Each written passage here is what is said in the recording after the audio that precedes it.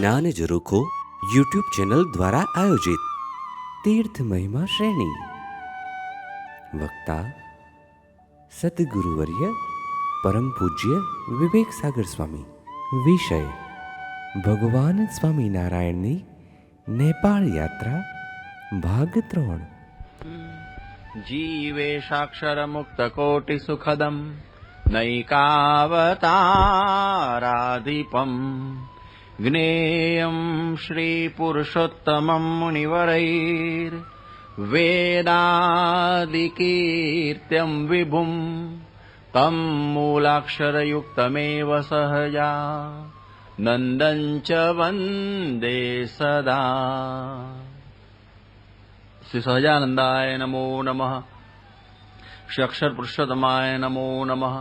श्री प्रमुख स्वामी महाराजाय नमो नमः।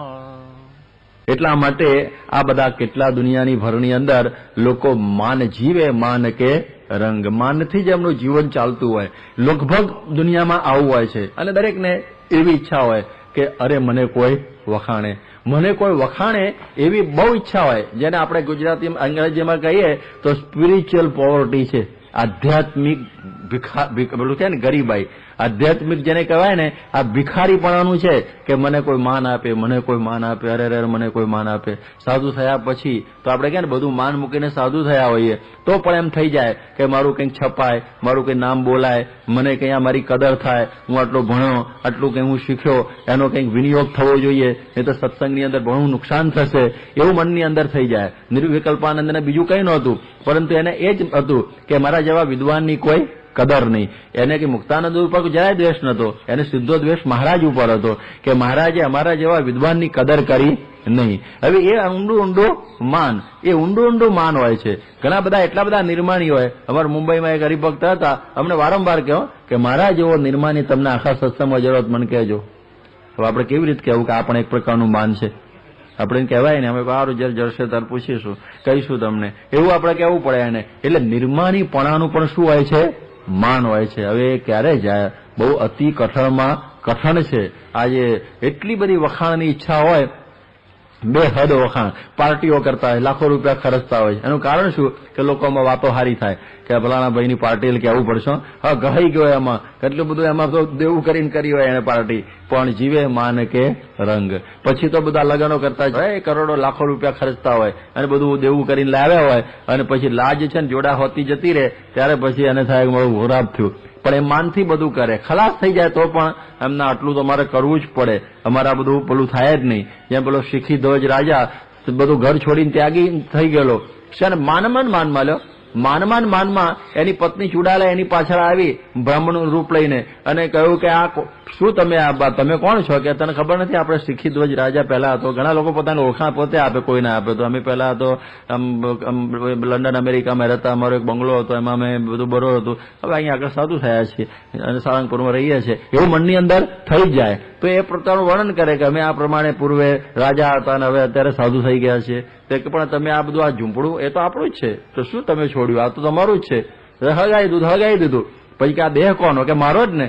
તો તમે શું છોડ્યું? દેહ હગાવવા તૈયાર થઈ ગયો. પછી કે ઉભા રહો, તમે દેહ હગી જશે પછી રાખ થશે કોની? એ તો કે મારી જ ને. કે હવે હું મારું હજી તો તમને છૂટતું નથી. પછી આનું સ્વરૂપ ધારણ કરીને કહ્યું કે તમારે કશું છોડવાની જરૂર નથી, આ અહમ છોડવાની જરૂર છે. આ માન છોડો. તમે માનમાં હળગવા તૈયાર થઈ ગયા. આ કેટલી હદ સુધીનું થતું હોય છે બોલો. એટલે આ છૂટવું બહુ મુશ્કેલ. આ ભક્તોને પણ તકલીફ થાય છે ને, આ માનને છોડવું એ તો મોટા મોટા ભક્તો પણ દુઃખી થઈ ગયેલા છે. એટલે આપણા સત્સંગની અંદર તદ્દન શૂન્ય થવું એ બહુ અઘરું છે. તદ્દન શૂન્ય થવું. જેમ ગૌરંગ ચટ્ટોપાધ્યાય જયારે આપણા ઉત્સવમાં આવેલા અને એ વખતે પ્રમુખ સ્વામી પાસેથી આ સમજ્યા કે આપણે તો કશું જ નથી, ત્યારે એને બહુ નવાઈ લાગી કે સ્વામી મારી 8 વર્ષની રિસર્ચ એવી છે કે આપણે કંઈક છીએ એવું માનીએ તો જ કંઈ કાર્ય કરી શકીએ, એકદમ કશું નથી તો કંઈ ના થાય. પણ આજે મને ખબર પડી કે મારી આખી સમજણ ભૂલ ભરેલી છે. આ પ્રમુખ સ્વામી મહારાજ હું કંઈ જ નથી, તદ્દન નિર્માણીપણાની અંદર થી આગળ વધાય છે. એ મને આ જ્ઞાન પહેલવેલું અહીંયા આગળ થયું. ત્યારે આ અતિ અઘરું છે. નહીં તો દરેકને એમ થાય કે આપણે કંઈક પોઝિશન હોવી જોઈએ, આપણું કંઈક આપણા પાસે કંઈ મળવું જોઈએ તો બરોબર છે, આપણને કંઈક પૂછવું જોઈએ, એવું પણ માન રહેતું હોય લોકોને કે હમકો પૂછા તક નહીં. એવું બધું રહે કે ભલે તમે કરો પણ અમને પૂછીને તમારે કરવું જોઈએ, એવું બધું રહ્યા કરે. અને પછી માન આપો તો ખુશ થઈ જાય. જયારે અચિંત્યાનંદ બ્રહ્મચારી જયારે પેલો ગ્રંથ તૈયાર કરવા થયા ત્યારે શુકાનંદ સ્વામીને જરાય ગમ્યું નહીં. અરે હું કરવાનો છે એ વખત તો મારે ખાલી પાર્ષદ દીક્ષામાં હતા કે આ તો કહાણી થશે, કહાણી આ હું બામણ કરવાનો છે એવું મનમાં હતું. એટલે બહુ ઉદાસ થઈ ગયા. એટલે ગુણાતીતાનંદ સ્વામી કોઈ ચિંતા ના કરો, એમનો સંવાદ નાખી દો. એમનો જે સંવાદ છે ને શુકાનંદ સ્વામીનો એની અંદર મૂકી દેજો એટલે રાજી થશે. એટલે શુકાનંદ માનસિંહ રાજાનો સંવાદ કર્યો એટલે શુકાનંદ સ્વામી ખુશ થઈ ગયા. વાહ વાહ, બહુ સરસ, વાહ, ફર્સ્ટ ક્લાસ ગ્રંથ બનાવ્યો. કારણ કે નામ આવી ગયું ને અંદર આવું, એટલે આપણું નામ આવી જાય ને તો આપણે ખુશ થઈ જાય. બાળક જેવા હોય છે આપણે, આમ જોઈએ ગમે એવા મોટા હોઈએ પણ આમ હાવ બાળક જેવા. જે બાળકને જેમ પેલું ને કે ચોકલેટ આપે ને તો ખુશ થઈ જાય, બધું ભૂલી જાય. એવી રીતે તમે એનું નામ મૂકી દે ને એટલે ખુશ થાય. હાર પહેરાવી દો, 2 પૈસા ના રોજ ગ્રાહક હોય, બહુ લાંબુ હોય જ નહીં. એક હાર પહેરાવી દીધો, આગળ બેહાડી બોલાવી દીધો, થોડી વાર આગળ બેહાડી દીધો, ખાલી જગ્યા ઘણી હોય છે આગળ, તો ખુશ થઈ જાય. એમ થઈ જાય કે ઓહો સંતો મારું બહુ સાચું વિવેકી છે અને કઈ બોલાય ના, ઠીક છે, કોઈ દાડો જવા જેવું નહીં સારંગપુરમાં. તરત આટલામાં જ બધું માન ઉપર જ આખો સત્સંગ આધાર રહેતો હોય છે. માન આપો તો સત્સંગ બહુ સારો. એમ જો સમયો કેટલો સરસ થયો. હવે જો એનું ક્યાં હચવાયું ના હોય, અરે બેકાર સમયો, અને એનું હચવાયું હોય તો સમય તો ટોપ અદભુત થઈ ગયેલો. એટલે આવી રીતે પોતાના એટલે કે સેલ્ફ સેન્ટર્ડ માણસો હોય જેને કે પોતે સ્વકેન્દ્રી માણસો હોય છે એ હંમેશા દુઃખી જ રહેવાના. એટલે આ ગમે એટલું કરે પરંતુ મુશ્કેલીઓનો પાર નહીં. તમે જુઓ કે કેવા બધા આપણા શ્રીજી મહારાજ એમને 18 વખત ઉઠાડેલા જમતી વખતે ત્યાં ગોધાભાવ ઉપર જુનાગઢ, તો એ નિર્માની પણ એ જમી લીધું. આપણી પરંપરા જ નિર્માની છે. પોતાનું જરા પણ આગળ આવવાની ઈચ્છા નહીં, અંશ માત્ર ઈચ્છા નહીં. તમે જુઓ પ્રમુખ સ્વામીને મેં વાત કરેલી ને કે ગોંડલના સંયમ સપ્તાહની અંદર મેં 2 દિવસ પહેલા જ વાત કરેલી, પાછળ બેસી ગયેલા ત્યારે એ લોકોને વિચાર થઈ ગયો બધા મહામંડલેશ્વરોને કે સ્વામી બહુ જ નિર્માની. તમે જો યોગીજી મહારાજને જોયા છે, કોઈ પણ પ્રકારનું માન જેવું જ એમના જીવનની અંદર નહીં કે આટલા માણસો આવ્યો તો આમ કરીએ. એક વખતે પ્રમુખ સ્વામી મહારાજનું ગોંડલ નગરપાલિકા તરફથી સન્માન હતું અને એ વખતે છોટુભાઈને બધા મુખ્ય બધા વ્યવસ્થામાં હતા અને ત્યાં બગીચો છે પેલી કોલેજનો એટલે સંગ્રામજી સ્કૂલનો, એ સંગ્રામજી સ્કૂલના બગીચામાં સભા હતી. 5 વાગ્યાની સભા જાહેર કરેલી અને સ્વામી ટાઈમે પહોંચી ગયા કોણ જાણે. અને આપણા ઇન્ડિયન ટાઈમ પ્રમાણે લોકો કલાક મોડા આવે એટલે કોઈ આયા જ નહોતા, કુછ બી નહીં જેવું થયું. એટલે છોટુભાઈને કહે સ્વામી એમ કરીએ આપણે પાછા જતા રહીએ મંદિરમાં, કલાક પછી આવીએ, અમે તને બોલાવીએ અને પછી આવજો, કારણ કે અત્યારે કોઈ આવ્યું નથી. સ્વામી કે એમાં શું છે, બેઠા જ છીએ ને આપણે, આવશે ધીરે ધીરે માણસ, આપણે બેહવાનું શાંતિથી. સ્વામી તો ગોઠવાઈ ગયા, 5 માણસ બેઠેલા, ધીમે ધીમે બધું ભેગું થયું. બીજો તો જતો જ રહે કે કોઈ આવ્યું નથી તો મારે કેવી રીતે સભામાં ઉભું રહેવું, એવી રીતનું થઈ જાય કે ભાઈ કોઈ માણસો તો જોઈએ કે નહીં. કેટલી વખત આપણે સંતોને થઈ જાય આમ જોવાય કે ભાઈ તમારે આજે કથા કરવાની છે કે રવિવારે કરાવજો ને બોલા પૂછો તો કેમ એમ કે રવિવારે ઠીક રહેશે કે માણસો હોય ને કે મારો જ્ઞાનનો બધો ઉપયોગ થાય. એટલે એ પ્રકારનું આમ થતું હોય છે.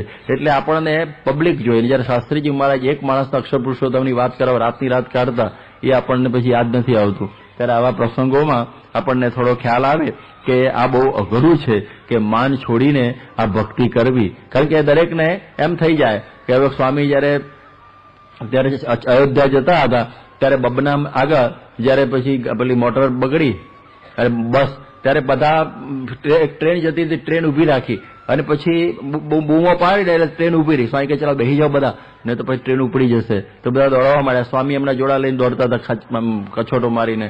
ત્યારે એ વખતે કોકે બાપા લાવ હું તમારા જોડા પકડું. સ્વામી કે તું તારા પકડું, મારા પકડું, જલ્દી ટ્રેન પકડવાની વાત કર. તો એમને એ વખત ના થાય કે હવે આપણે આમાં આવી રીતે વળી આપણે જોડા પહેરીને જઈએ, પકડીને જઈએ, ખરાબ દેખાશે એવું મનમાં કશું જ નહીં. એક વખત જેતપુર જતા હતા અમે, જેતપુર તરફ જુનાગઢ તરફ, અને જેતપુરમાં અમારી મોટર બગડી તો અમે તો ધક્કા મારતા તો સ્વામીએ ધક્કા મારવા માંડ્યા. એ વખત સંત સ્વરૂપના બધા અમે હતા, સ્વામીએ ધક્કા મારે. એવું નહીં કે ભાઈ મારે હવે આમ પેલું શું થાય. એટલે જીવે માન કે રંગ, માનના રંગે ઘણા જીવતા હોય. જયારે સ્વામીને નિર્માણી જ પણ કોઈ ભાવના જ નહીં. ઘણી વખત તમે જુઓ ને આપણા સાધુઓમાં કેવું હોય કે એક સંત હતા ને, હવે હંમેશા ગાડામાં સિગ્રામમાં બેસતા, એમનો હક સિગ્રામનો હતો અને એવું સિગ્રામ આવેલું નહોતું અને ગાડું હતું એટલે બધા બીજા સંતો ગાડામાં બેસી ગયેલા. આ સંત અને જવાનું લાંબુ હતું 10-15 ગયું. એટલે બીજા સંતો કહ્યું સ્વામીજી આવી જાઓ, બેસી જાઓ ગાડામાં. કે ના પગ છૂટા થાય છે. ઠેઠ સુધી ચાલતો ગયો. એના મને હું આજે ગાડામાં બેસી જાઉં તો પછી લોકો કે આ તો સિગ્રામ ગાડામાં બેસે તો સિગ્રામનો હક જતો રહે. હક સાચવવા માટે ચાલતો ગયો. બોલો કેવો કહેવાય, એને લઈને પણ આવું થતું હોય. એટલે આવું મનની અંદર રહ્યા કરતું હોય છે. એટલે આ અતિ કઠણમાં કઠણ છે. જેમ આવા પ્રસંગોની અંદર પણ આપણને આ માન રહિત જીવવું. આણંદની અંદર એક વખત સ્વામી ગયા, હાથી ઉપર નગર યાત્રા નીકળી. સ્વામી કે રવા દો ને હાથી ઉપરની મગજમારી. પછી કે ના હાથી ઉપર આપણે રાખવા. સ્વામી કે બીજે દાડે મારે દુકાને દાળ માગવાની છે, અને દુકાને દાળ માગે એમાં દુકાનદારો તો ઘણા તો જુદી ટાઈપ ના મળે. ઓહ, વર્ષ થઈ ગયું, જેને ગઈકાલ દાળ લઈ ગયા એમ વર્ષે જ જતા વર્ષ થઈ ગયું કે એવું પૂછ્યા આપણને. હવે ઘણા કહે પેલો કે મારા બાપ નથી, પણ કે તું આપણે કે મને શ્રદ્ધા નથી, મારા બાપ હાજે આવજો, તો સ્વામી પાસે હાજે ફરીથી જાય. એવી પ્રકારે નિર્માણીપણે જે ભક્તિ કરવી એ અતિ કઠણમાં કઠણ પડતું હોય છે. એટલે આવા પ્રસંગોમાં આપણને આવા બધા ખ્યાલ આવે કે એવા રિક્ષામાં બેસી જતા હોય સ્વામી, એમને બીજું કંઈ જ નહીં કે ભાઈ આટલા માણસો ભેગા થયા હશે ને આપણે રિક્ષામાં જઈશું તો કેવું ખરાબ લાગશે, એવું કંઈ જ મનની અંદર નહીં. એક વખત ભાવનગર જવાનું હતું તો વચ્ચે મોટર ખરાબ બગડી તો સ્વામી રિક્ષામાં ભાવનગર પહોંચી ગયા. એવું મનમાં એવું ના થાય. એક વાર નડિયાદમાં સન્માન સ્વામીનું થયું અને સન્માનપત્ર સ્થાપ્યા, અને માણસો કરતા સન્માનપત્ર વધી ગયેલા. એટલે પછી એનું શું કરવું, તો પછી સાંજથી બધા નાસ્તામાં સન્માનપત્રો મૂક્યા. નાસ્તો આપણે કાગળમાં એ વખત કરતા. એટલે એ વખતે સન્માનપત્ર સ્વામીની સામે જ અમે એમના સન્માનપત્રમાં નાસ્તો કરતા હોય. એટલે અમે કહું બાપા તમારા સન્માનપત્રની આ દુર્દશા છે. સ્વામી એ જ બરોબર છે, જે થવા જ દો કે જે થતી હોય. એટલે આવી પરિસ્થિતિ પણ ઘણી વખત થતી હોય છે. એટલે આ પ્રમાણે માનથી જુદા રહેવું એ બહુ અઘરું છે. અને આપણે સાધુ થયા પછી અને આપણી ભાષામાં શાસ્ત્રીય ભાષામાં લોકેશણા કહેવામાં આવે છે. શું કહેવાય? લોકેશણા, કે લોક મને વખાણે. એટલા માટે આવું થાય કે મારું પુસ્તક છપાવો, મારી કંઈક કેસેટ બેસેટ બરોબર બનાવી દો, મારા કીર્તનોની જુદી જ આમ એટલે આમ લાગે કે આમ કંઈક છે સત્સંગમાં કોઈ ગાનારો. એટલે એવી ભાવનાઓ રહ્યા કરે. એક નાનો લેખના માટે પણ મારામારી થઈ જાય. એક પ્રવચન નક્કી થયું હોય અને પછી કેન્સલ થઈ જાય ત્યારે પણ મુશ્કેલી થઈ જાય. એક વખત સ્વામી હતા અને પછી ઘનશ્યામ બાપાનું કીર્તનનું ગોઠવાયું અને કે ભાઈ નારાયણ કે ભાઈ હવે તો બહુ ટાઈમ નથી ને હવે બાપા. સ્વામી કહેવા બાપા ખરો ખાઈને તૈયાર થઈને આવ્યા અને વળી ઉડાડી દીધું. એવી રીતનું સ્વામી રમૂજ કરેલી. પણ બીજો હતો કે ચાલો આવો કોઈ દાડો ગઈશ નહીં, મને કોઈ દાડો કહેવું નહીં તમારે ગાવાનું, મારું નાક કાપી નાખ્યું, તમે એનાઉન્સમેન્ટ કરીને પછી તમે મને બેહવા ના દીધો. આવું બધું થાય સાધુઓને, પણ આવું બધું હંમેશા થયા જ કરતું હોય છે. ચાલુ ને ચાલુ જ હોય આપણામાં. ત્યારે આના ઉપરથી આપણે એટલો ભાવ લઈએ કે આપણે આ ભગવાનની જે ભક્તિ કરવી, માને રહિત કરવી અને મહિમાએ સહિત કરીએ તો આ બધું માન ને માન આ બધું જ જતું રહેતું હોય છે. ભગવાન સ્વામિનારાયણના વન વિચરણની અંદર આપણે નેપાળની ભૂમિમાં ભગવાન સ્વામિનારાયણનું વિચરણ સાંભળી રહ્યા છીએ.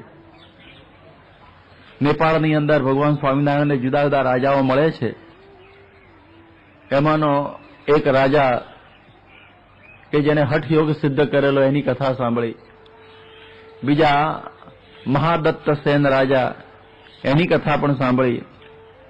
અને ત્રીજા માતારીપુરના જે સુવર્ણ સિદ્ધિની પાછળ પાગલ બનેલા રાજા, એની કથા સાંભળી. આગળ હવે એક ચોથા રાજાની કથા આવશે. એ પૂર્વે આપણે હવે જોયું કે સુવર્ણ સિદ્ધિવાળો જે રાજા, એને એક ગુરુ રાખેલા અને એ ગુરુ ભણરામાં રહેતા. 4 દિવસ 12 મહિને બહાર નીકળે ત્યારે જ ફળાહાર કરે, બાકી તો એમને એમ જ પડ્યા રહે. ત્યારે નીલકંઠ વર્ણીએ એ જ્યારે બહાર નીકળે ત્યારે હંમેશા થતો મેળો બંધ કરાવીને કહ્યું કે જો આ ગુરુ છે એ કંઈ આહાર કરે એવું બને નહીં, અને એ વખતે બહાર નીકળે ત્યારે જોજો. અને બહાર આવ્યા અને કોઈ માણસો જોયા નહીં એટલે એને ધક્કો લાગ્યો અને મરી ગયા. એટલે નીલકંઠ વર્ણે કહ્યું કે એ માનથી જીવતા હતા. એટલે ઘણા બધા માનથી જીવતા હોય છે. એટલે જીવનની અંદર અહંકાર હોય, લોકેશણા હોય, લોકો મારી વાહ વાહ કરે, મને વખાણે. એના માટે આ બધા પ્રયત્નો હંમેશા કર્યા જ કરતા હોય છે. ભગવાન ભજવાની પ્રવૃત્તિ બાજુમાં જ રહી જાય અને હું કેમ આગળ આવું, મને કેમ વખાણે, મારું બધું આગળ આવે, હું કંઈ દાન કરું એ કંઈ મારું જાહેરાત થાય, હું કંઈક લેખ લખું એ મારો છપાય, હું કંઈ સંગીત મારું બહાર આવે, મારી કંઈ કેસેટ આવે, કંઈ ને કંઈ માન કે બસ મારું જ, હું જ બરોબર, બસ મારા સિવાય બીજું કોઈ છે જ નહીં. હું આ બધું સેવા કરું એટલે મારું જ નામ બરોબર રહેવું જોઈએ, હું આ પ્રમાણે કંઈક બીજું ત્રીજું કરું. એને પોતાનું જ હોય સત્સંગની સાથે કંઈ લેવા દેવા હોય નહીં. અરે ભગવાન સ્વામિનારાયણ કે પ્રમુખ સ્વામી સાથે પણ કંઈ લેવા દેવા ભક્તોને હોતી નથી. બસ મને આગળ કરો, મને આગળ બેહાડો, મને બધી રીતે બધે જ આગળ લઈ લો, એટલે સત્સંગ સર્વોપરી. અને એમાં જરા ધક્કો વાગ્યો ગયો, એને સત્સંગ જાણે હતો જ નહીં એવું થઈને ઊભું રહે, લૈયા ખાચર નહીં જવું. એટલે આ દશા ન થાય એટલા માટે આ બધા આખ્યાનો આપણે સાંભળવાના, નહીં તો સત્સંગમાં ધક્કો લાગી જાય. એવો મોટો ધક્કો લાગી જાય કે બધું કર્યું કારવેલું આખું બધું ધૂળમાં જ ઉતરે. મૂળ કારણ માન હોય, બીજું કંઈ નહીં. કે બસ આ મને જરા મારું માન ભંગ થયું. આમાં રાજા પેલાને એ જ થયું ને કે જયારે થયું માનનું ભંગ ત્યારે થયો કાયાનો, તરત જ ખલાસ થઈ ગયો, તરત જ ઉડી ગયો. એટલે આવું માન આપણું જ્યાં સુધી પ્રમુખ સ્વામી સાચવતા હોય ત્યાં સુધી ઘણી વખત આપણને લાગે કે સત્સંગમાં મજા આવે છે, પણ જરા કોઈ ટકોરો વાગે ત્યારે ખબર પડે કે આપણે સત્સંગમાં ક્યાં છીએ. એટલે જેને અતિ ખપ હોય, અતિ મોક્ષનો ખપ હોય, અને આ પ્રમુખ સ્વામી સિવાય દુનિયામાં કોઈ મારો મોક્ષનો કરનાર નથી એવી પાકી દ્રઢતા હોય ને, અને ભગવાન સ્વામિનારાયણનો મહિમા સમજેલો હોય તો એ સત્સંગમાં નભે. જેમ અહીંયા આગળ બાજુમાં ભીમનાથ છે પોલારપર પાસે, અને ત્યાં દુષ્કાળ પડતો ત્યારે એ વખતે એક બારી છે, ત્યાંથી ગૌનું થૂલું એક એક ડંકો ત્યાંનો બાવો આપતો. હવે એ વખતે એટલો બધો રાંકાઓનો ધસારો થાય ભયંકર, એટલે બાવો કંટાળે કે અરે હું પછી લાઈનમાં ના આવે, બધા ઉપર જ પડે. એટલે પેલો કંટાળીને મારે ધક્કો, એટલે પછી એ બધા રવડતા રવડતા નદીના રેતમાં પડે અને પાછા કપડા ખંખેરીને પાછા ત્યાં આવે. એમને ખબર છે કે આ બળબળતા દુકાળની અંદર એક ડંકો જે ઘઉંનું થૂલું આ બારી સિવાય બીજી કોઈ જગ્યાએ મળતું નથી. કોઈ જાય કે નિર્માની પણ રહે જ કે ના રહે, નિર્માની પણ ઓટોમેટિક આવી જાય. એવી રીતે આપણે એમ સમજીએ કે મોક્ષનું થૂલું આ સ્વામીની બારી સિવાય બીજી કોઈ જગ્યાએ નથી. તો પછી થઈ ગરીબ અને ઘર જવાન, શિષ્ય થઈ રહે સર્વાના રે, મેલી મોટપ અને માન, ત્યાગ કરે તન ગર્વનો રે. આ બધું જયારે કરીએ ત્યારે સમજવું સત્સંગનો આપણને ખપ છે. બાકી તમે જુઓ કે કેટલા બધા નિર્માની પણ વર્તતા હોય છે બધા આ પોલિટિક્સમાં, હું બેહી જાઉં, બધી પ્રકારના માન મૂકે. એ લૌકિક પ્રાપ્તિ, બીજું કશું નહીં. પરંતુ આ તો અલૌકિક પ્રાપ્તિ છે. અને આવા પુરુષનો મહિમા સમજાયો હોય, જેમ શ્રીજી મહારાજે લોયાના 17માં કહ્યું, કેમ જેમ મુંબઈનો ગવર્નર હોય અને ખુરશી નાખીને બેઠો હોય અને આપણને બાજુમાં ખુરશી ના નાખી દે તો કઈ ધોખો થાય? શાનો થાય? એને એમ થાય કે ઓહો તો મુલકનો પાસા છે અને હું તો એની આગળ કઈ નથી, એમ સમજીને બિચારો જ્યાં ઉભો હોય ત્યાંથી દર્શન કરીને જતો રહે. પૂછાય ને એને ચા પાણીનું પૂછે કે ભાઈ તમે આવ્યા છો, ઓહો હો ઠેઠ હાળીનપુરથી આવ્યા અને આપણે હું ઠેઠ મુંબઈ આવ્યો, મને ચાનું ન પૂછ્યું ગવર્નર સાહેબે? આ કેવું કહેવાય? એવો કોઈ દિવસ વિચાર ભૂલમાં આવે છે? આવે જ નહીં. કે સમજીએ કે ભાઈ મુલકનો પાસા છે, એમાં હું એની આગળ ગણતરીમાં આવીએ. એવી રીતનું મનમાં રહ્યા કરે ત્યારે આપણે અહીં આગળ જયારે આપણને કઈ ઉતારો ન મળે, હરખું બેહવાનું ન મળ્યું, કોઈ આગળ પાછળ કર્યા, પાછળ બે જાવ ક્યાં ગોઠવાઈ ગયા ના અંતે બીજું થાય એટલે આપણને તરત ખોટું લાગી જાય, તરત જ. પણ જો મહિમા સમજાયો હોય તો ખોટું લાગવાનો પ્રસંગ જ ન થાય. એટલે આ મહિમાની ખુમારી ચડાવવી. એટલે અહીં આગળ પણ શ્રીજી મહારાજ એ બતાવે છે કે ઘણા બધા સાધુ આટલું બધું કષ્ટ સહન કરે. શેના માટે? માન માટે. કે મારું બધા આમ જોવે અને મારી વાહવાહ થાય, એમાં કેટલો બિચારો તણાઈ ગયો, ખાધા પીધા વગર પડ્યો, લેવા દેવા વગરનો. એટલે એવી પરિસ્થિતિ થતી હોય છે. એટલે જીવનમાં અહમ ભાવ આપણને બહુ દુઃખી કરતો હોય છે. એટલે એ મહારાજે એ આખ્યાન દ્વારા સમજાવ્યું. અને પછી ત્યાંથી મહારાજ આગળ ચાલેલા છે. હવે બુટોલ પત્તનથી આગળ જાય છે, આ માતારીપુરથી આગળ જાય છે અને હવે પોખરા જવું છે એમને. એ પોખરાનો માર્ગ વિકટ છે અને ખૂબ જંગલથી એ માર્ગ આખો છવાયેલો. એટલે મહારાજ એક ઝાડીની અંદર ચાલે છે કે જ્યાં માનવીનું પગેરું કાઢવું પણ મુશ્કેલ. હવે એમાં મહારાજ હવે ચાલી રહ્યા છે. એનું કારણ એ છે, રસ્તો લીધેલો છે કે એક યોગી ત્યાં હવે સુષુમ્ના જાગૃત કરીને હવે એ મહારાજની રાહ જોઈ રહેલા છે અને મહારાજના દર્શનને ઝંખતા હતા. એટલે મહારાજ એ રસ્તે હવે પહોંચેલા છે અને એ સમયની અંદર એમણે જુઓ સુષુમ્ના તો એમની જાગૃત થઈ ચૂકેલી અને અર્ચી માર્ગે જઈને અક્ષરધામમાં એમણે જવું છે, પરંતુ એમને ભગવાનના પ્રગટના દર્શન વગર એ કંઈ અટકતું હતું. એટલે મહારાજ એ જંગલમાં પહોંચે છે અને ત્યાં એક ગોપાળ જોગીનો એમને યોગ થાય છે. અને જટાધારી પાસે કોપીન, જીર્ણ આચ્છાદન, મૃગ ચર્મ અને જેવી તૂટેલી એવી એક ઝૂંપડી હતી અને ત્યાં હંમેશા ગીતાનો પાઠ કરતા, કૃષ્ણનું ભજન કરતા. અને દૂરથી જયારે નીલકંઠ વર્ણીને આવતા જોયા એ પણ દોટ મૂકીને સામે ગયા અને એ સમયમાં બંને એકબીજાને ભેટેલા છે. અને આનંદ થઈ ગયો ગોપાળ યોગીને, કહો કે આજે આ મારો સમય આ બધો સાર્થક થયો. 1851 કાર્તિક માસની આસપાસનો આ સમય છે. અને જયારે બંનેની આંખમાં આંસુ આવી ગયા અને એ વખત ગોપાળ યોગી કહે છે કે ભગવાન તમે તો મને બહુ જ રાહ જોડાવી. અને મહારાજ કહે છે તમારા જેવા યોગીઓનો એ ગોતતો હું વન પર્વત ઝાડીઓમાં ફરતો અહીં સુધી આવેલો છું. જુઓ મહારાજની કેવી કૃપા કે મુમુક્ષુઓને ગોતવા નીકળ્યા. જેમ ગુણાતીતાનંદ સ્વામીએ વાતમાં લખ્યું છે કે પહેલાના સમયમાં મુમુક્ષુઓ ભગવાનને ગોતવા માટે જતા. હિમાલયમાં જાય, ગિરનારમાં જાય, ભાતા બાંધીને. હવે આવ્યા તો આવ્યા, નહીં તો ગયા, કારણ કે રસ્તા બહુ વિકટ હતા. અત્યારે જેમ ઠેઠ બદ્રીનાથના દરવાજા સુધી મોટર જાય ને ગંગોત્રીના મંદિર સુધી મોટર જાય, એવું બધું કશું નહોતું.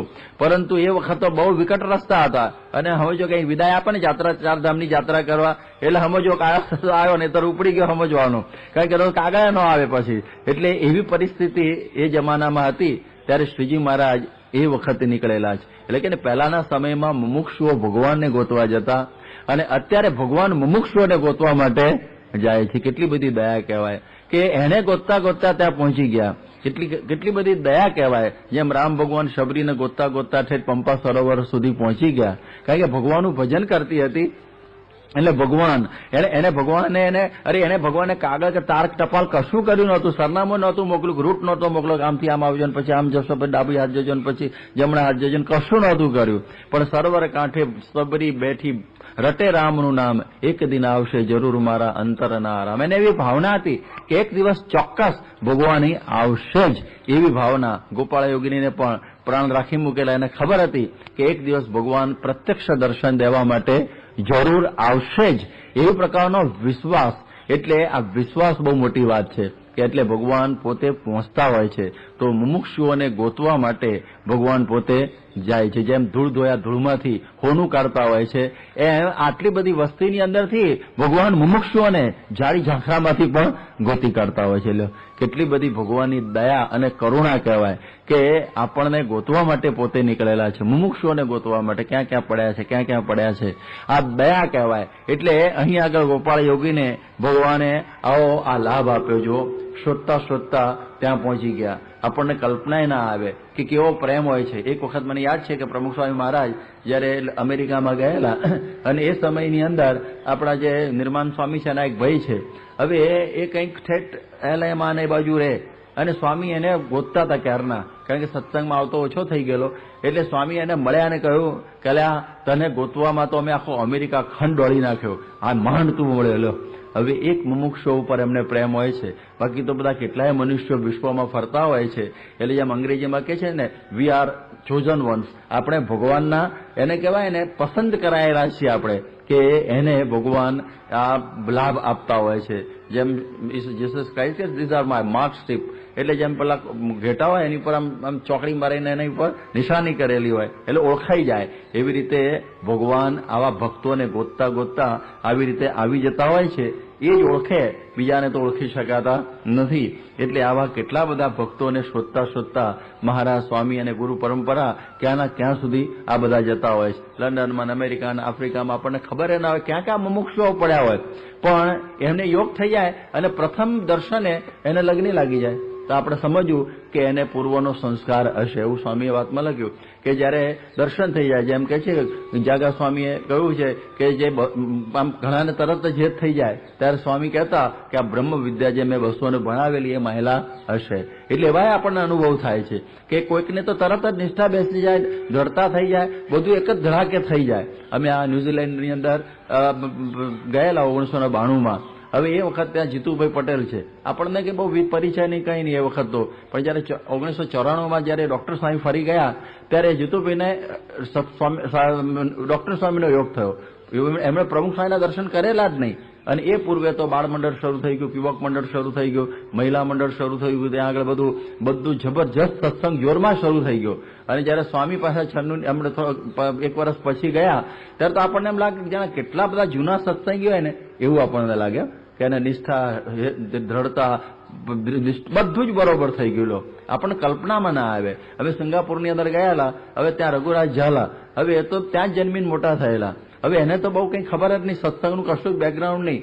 પણ પ્રમુખ સ્વામી 1984માં ગયા અને જે એને લગ્ન લાગી ગઈ, આપણા ધીરુભા આપણે શું કે દિલાવરસિંહજીના દીકરી સાથે એમના લગ્ન થયા. એ સત્સંગી દીકરી. અને પેલાને કોણ જાણે એવો પૂર્વનો સંસ્કાર એવો જામી ગયો કે અત્યારે બીજા દેશમાં સત્સંગ કરાવવા જાય, ઠેઠ સિંગાપુરથી મલેશિયા દર મહિને જાય.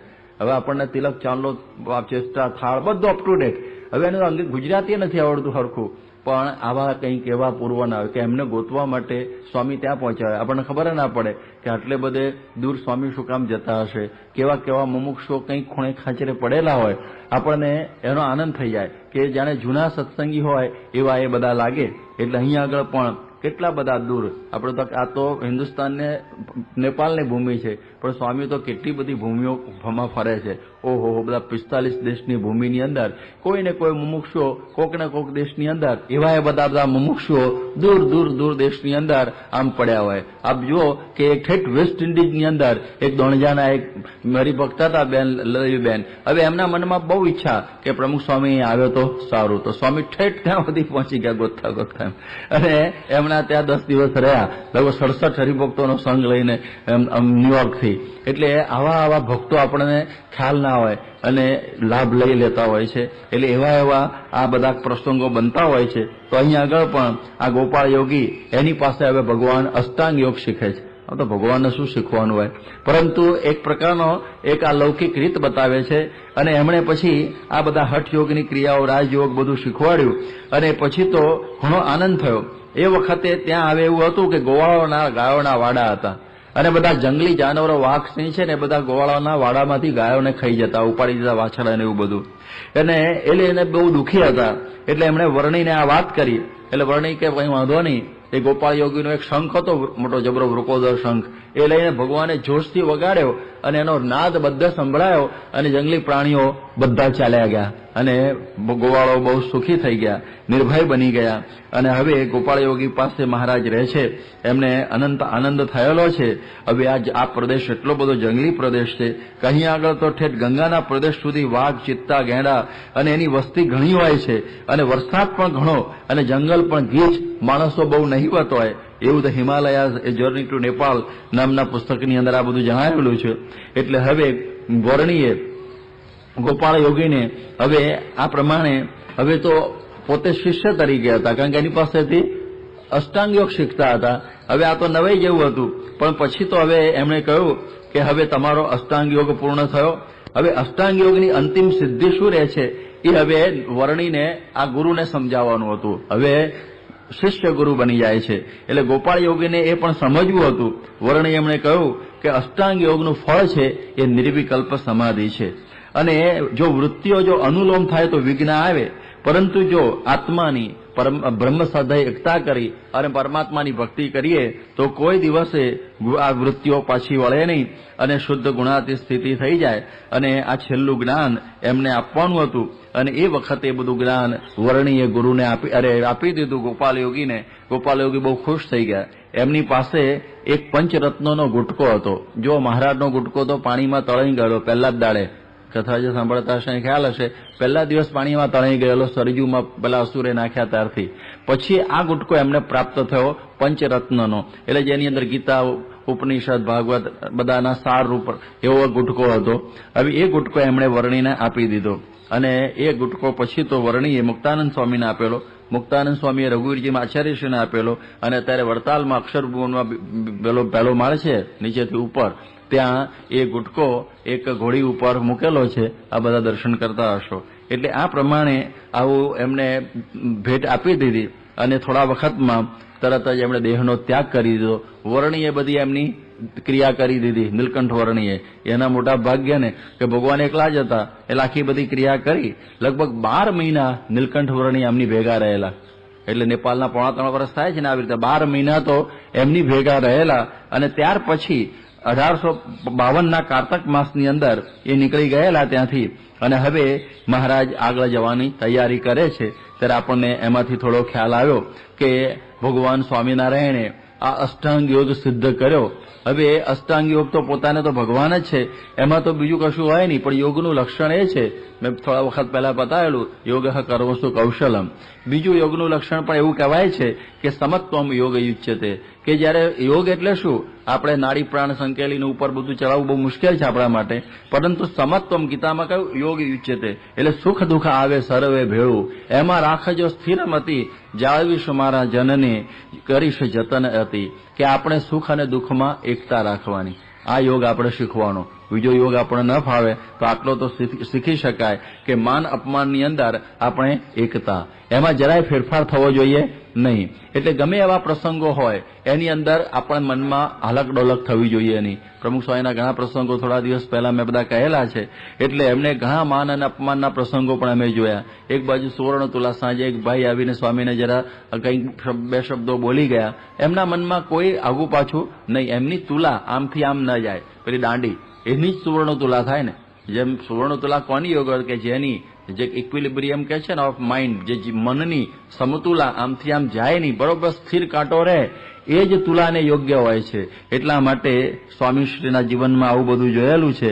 સ્વામીશ્રી તમે જુઓ નૈરોબીમાં ગયેલા ત્યારે એ વખતે એના એરોપ્લેનમાં પાછા કાઢ્યા, અને પાછા ફરીથી જ્યારે એમને પ્રેસિડેન્ટે પોતાના સ્ટેટ હાઉસમાં સન્માન કર્યું, બંનેમાં સ્થિતિ સરખી, એમાં જરા પણ ફેરફાર નહીં. સમત્વમ યોગ યુજ્યતે, કે એનું નામ સમત્વ કહેવાય, કે એક સરખું રહેવું એ બહુ અઘરું છે.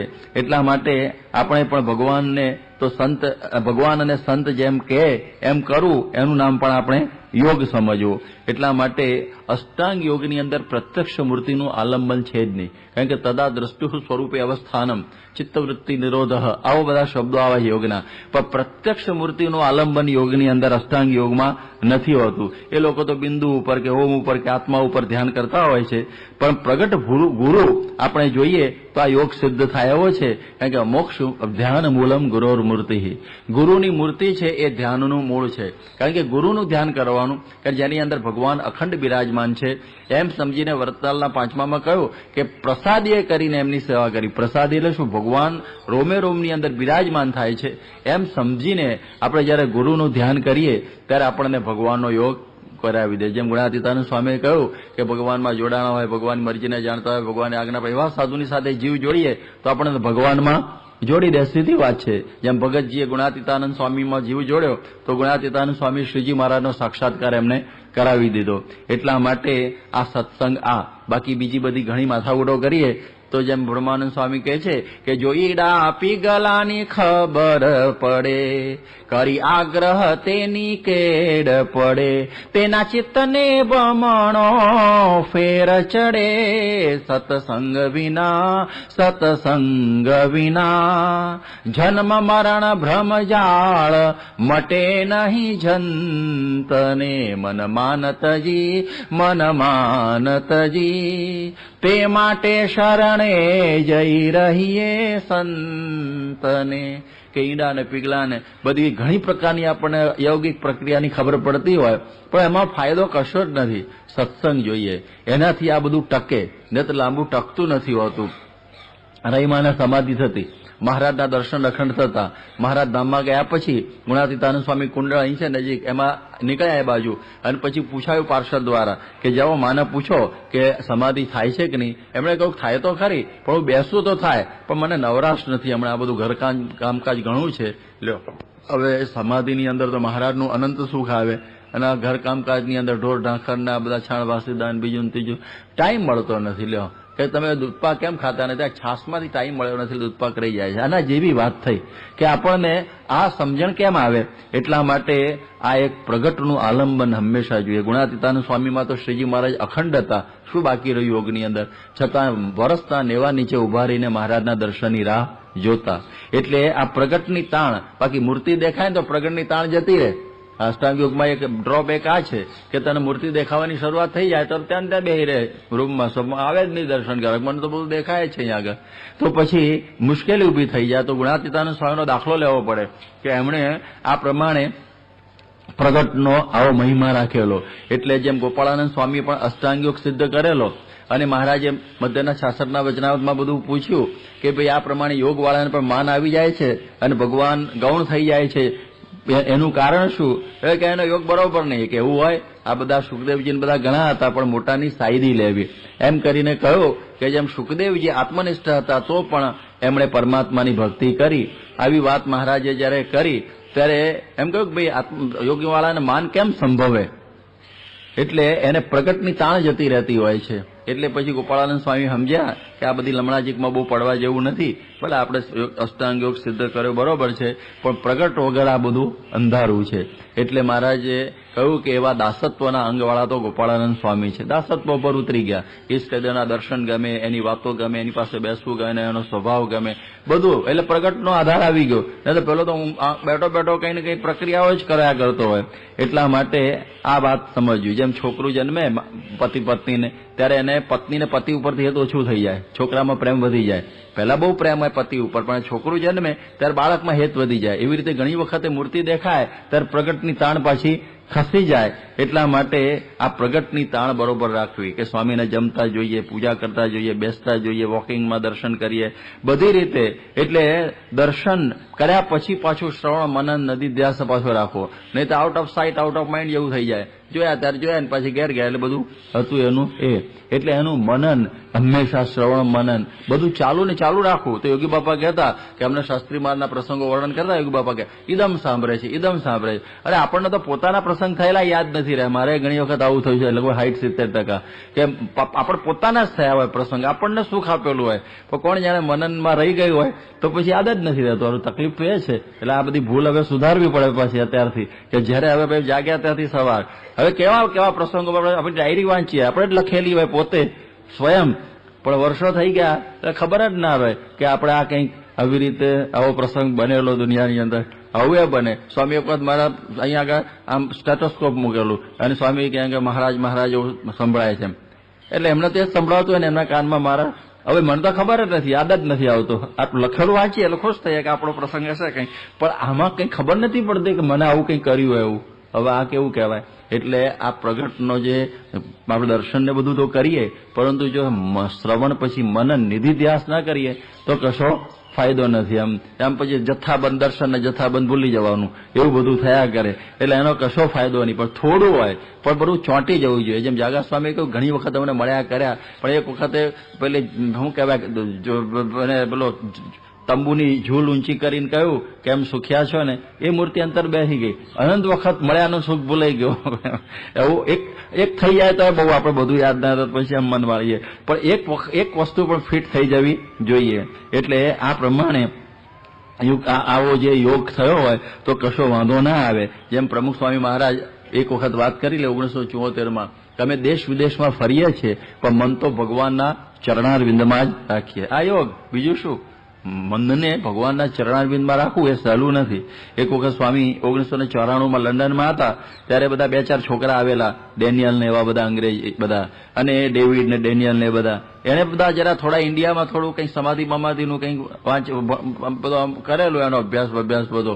એટલે એને સહેજે સ્વામીને પ્રશ્ન પૂછ્યો કે શું તમને નિર્વિકલ્પ સમાધિ 24 કલાક એનો અનુભવ રહે છે? નિર્વિકલ્પ સમાધિનો એવો પ્રમુખ સ્વામીને એને પ્રશ્ન પૂછ્યો. ત્યારે સ્વામીએ સરસ જવાબ આવ્યો કે અમે હરીએ ફરીએ બધું કરીએ પણ ભગવાન સાથે રાખીને કરીએ છીએ, એટલે આ અનુભવ હંમેશા અમને 24 કલાક રહે છે.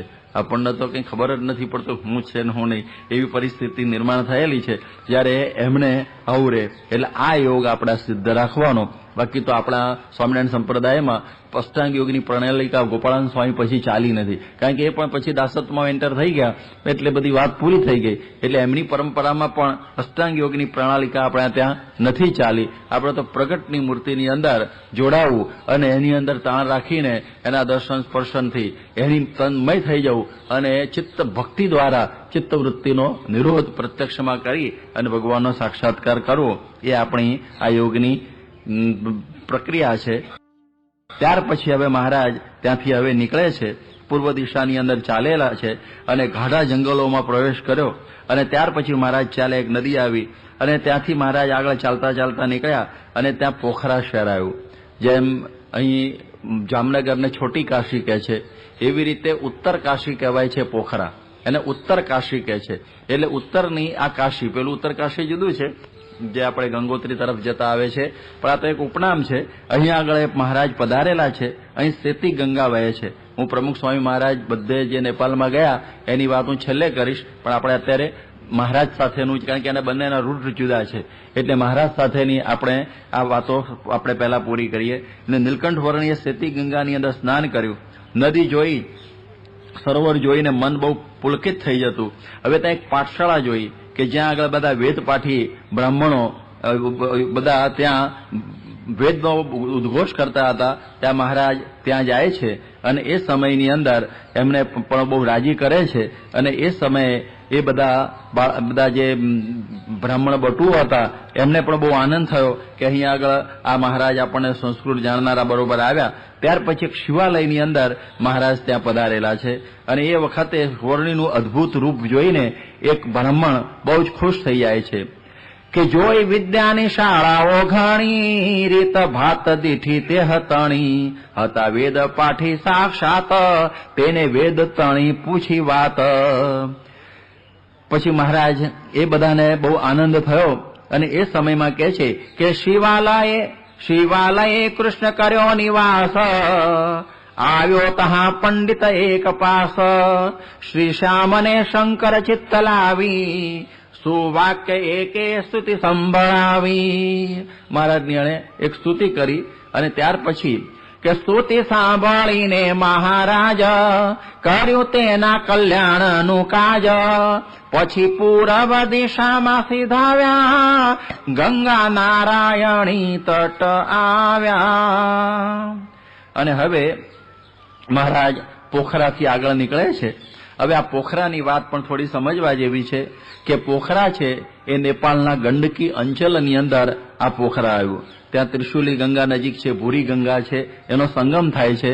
અને આગળ એક દમૌલી નામનું સ્થાન પણ છે પોખરાથી આવતા. ત્યાં વ્યાસનો જન્મ થયેલો અને વ્યાસ ગુફા છે જ્યાં વ્યાસે બધા શાસ્ત્રો રચેલા. એટલે ત્યાં પણ સેતી ગંગા અને મોદી ગંગા એનો સંગમ થાય છે અને એ પણ એના ઉપર જ આ વ્યાસ ગુફા આવેલી છે. પછી સ્વામીશ્રી ત્યાંથી પછી આગળ ચાલેલા. હવે આ સેતી ગંગા હવે જો ઊંડી ખીણની અંદર વહે છે, આમ જોવા જેવું એકદમ ઊંડી ખીણ, એની અંદર આ સેતી ગંગા વહે છે અને ત્યાં આ પોખરા સ્થાન આવેલું છે. એ પોખરા સ્થાનની વાત પછી સ્વામીનું આખું જે નેપાળનું વિચરણ લઉં છું ત્યારે સાથે કરીશ. અત્યારે તો મહારાજ હવે ત્યાંથી હવે ઉત્તર કાશીની અંદરથી આગળ જાય છે. ભૂરી ગંગા ત્રિશુલ ગંગાને પાર કરીને હવે શિવપુરી નામનો એક પર્વત છે કે જેની ઉપર એક સરોવર છે અને જેમાંથી ગંગાના 3 પ્રવાહો નીકળે, એટલે ત્રિશુલ ધારા કહે છે, ત્રિશુલી ધારા. અને એમાં મહારાજ એ સ્નાન કર્યું છે. અને ત્યાર પછી એમને એક બાવાની જમાત મળી.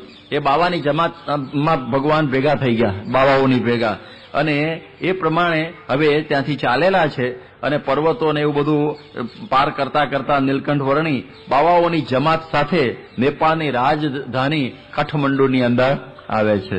એ કાઠમંડુની અંદર ગોરખાના રાજા પૃથ્વીનારાયણ શાહે એ જ રાજધાની સ્થાપેલી અને ત્યાર પછી એના પુત્ર બહાદુર શાહે આખો ગોરખા રાજ્યનો વિસ્તાર કરેલો. અને અહીંયા આગળ પશુપતિનાથનું એક મંદિર છે. એ પશુપતિનાથનું મંદિર, એમાં આ બાવાઓની જમાત એક ધર્મશાળાની અંદર ઉતરેલી. ત્યાં પણ નીલકંઠ વર્ણી સાથે ઉતર્યા, પશુપતિનાથના દર્શન કર્યા. અને એ સમયની અંદર પૃથ્વીનારાયણ શાહનો પૌત્ર જેનું નામ હતું રણ બહાદુર, એ ગાદીએ બેઠેલો હતો. હવે એ રણ બહાદુર છે એને અસાધ્ય રોગ લાગુ પડી ગયેલો. અને અસાધ્ય રોગ એવું છે કે એને પેટનું આ દર્દ લાગુ પડી ગયેલું. હવે ત્યાં હવે એને બહુ જ મુશ્કેલી થતી હતી. અને એ સમયની અંદર જે કોઈ સાધુ સંતો આવે એને પોતાના પેટના દર્દના નિવારણનો ઉપાય પૂછતો અને પછી જે કોઈ એનું દર્દ ન મટાડે એને સીધો જેલમાં પૂરી દેતો. પછી છેવટે બધાની કતલ એ કાર્ય કરવાની હશે એટલે એ કાર્ય અત્યારે તો બધાને ભેગા કરતો હતો. અને આ પ્રમાણે પહેલા ખૂબ આગતા સ્વાગતા કરે બધા સાધુ સંતોને, પછી તરત જ આ દવા પૂછે કે મારા પેટનું દર્દ તમે મટાડો. અને જે કોઈ ન મટાડી શકે એટલે તરત જ એને જેલમાં નાખે. હવે આ જમાત બધી આવી અને એ વખતે ખબર પડી કે ભાઈ જમાત આવી છે. પેલા બધા જમાતી બાવાઓને થયું કે રાજા તો બહુ ભયંકર છે, આપણને સીધું બધું મોકલ્યું છે પણ જેલ સિવાય બીજો કંઈ એની પાછળનું ફળ છે નહીં, એટલે હવે શું કરવું? એટલે એ લોકો બહુ ગભરાઈ ગયા. એને થયું કે આપણે જવું કે ન જવું. અને પછી છતાં પણ મહારાજનો વિશ્વાસ બહુ હતો એટલે કે ભલે આપણે હવે નીલકંઠ સાથે છે એટલે વાંધો નહીં આવે. કે હવે કહે છે કે માટો, પછી મહારાજ ત્યાં ગયા કે માટે રોગ મટાડો અમારો, કાં તો બંદી ખાનામાં પધારો. એમ કરીને બધા કેટલા બધા બાવાઓને એને એમાં પૂરી દીધેલા. મહારાજ તો બધું જાણતા હતા, છતાં પણ હવે એમણે કહ્યું કે આપણે એનો મોક્ષ કરવો છે.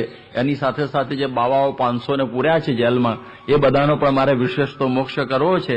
એટલે મહારાજ હવે એ ત્યાં દરબારમાં જાય છે. એણે યશોથી સન્માન કર્યું અને એણે કહ્યું કે મારો રોગ અસાધ્ય છે, પણ ભેખમાં ભગવાન હોય છે એમ માનીને સાધુઓનું સન્માન કરું છું, પણ હજુ સુધી કોઈ મારો રોગ મટાડી શક્યો નથી. એમ બોલતા બોલતા એને શ્વાસ ચડી ગયો.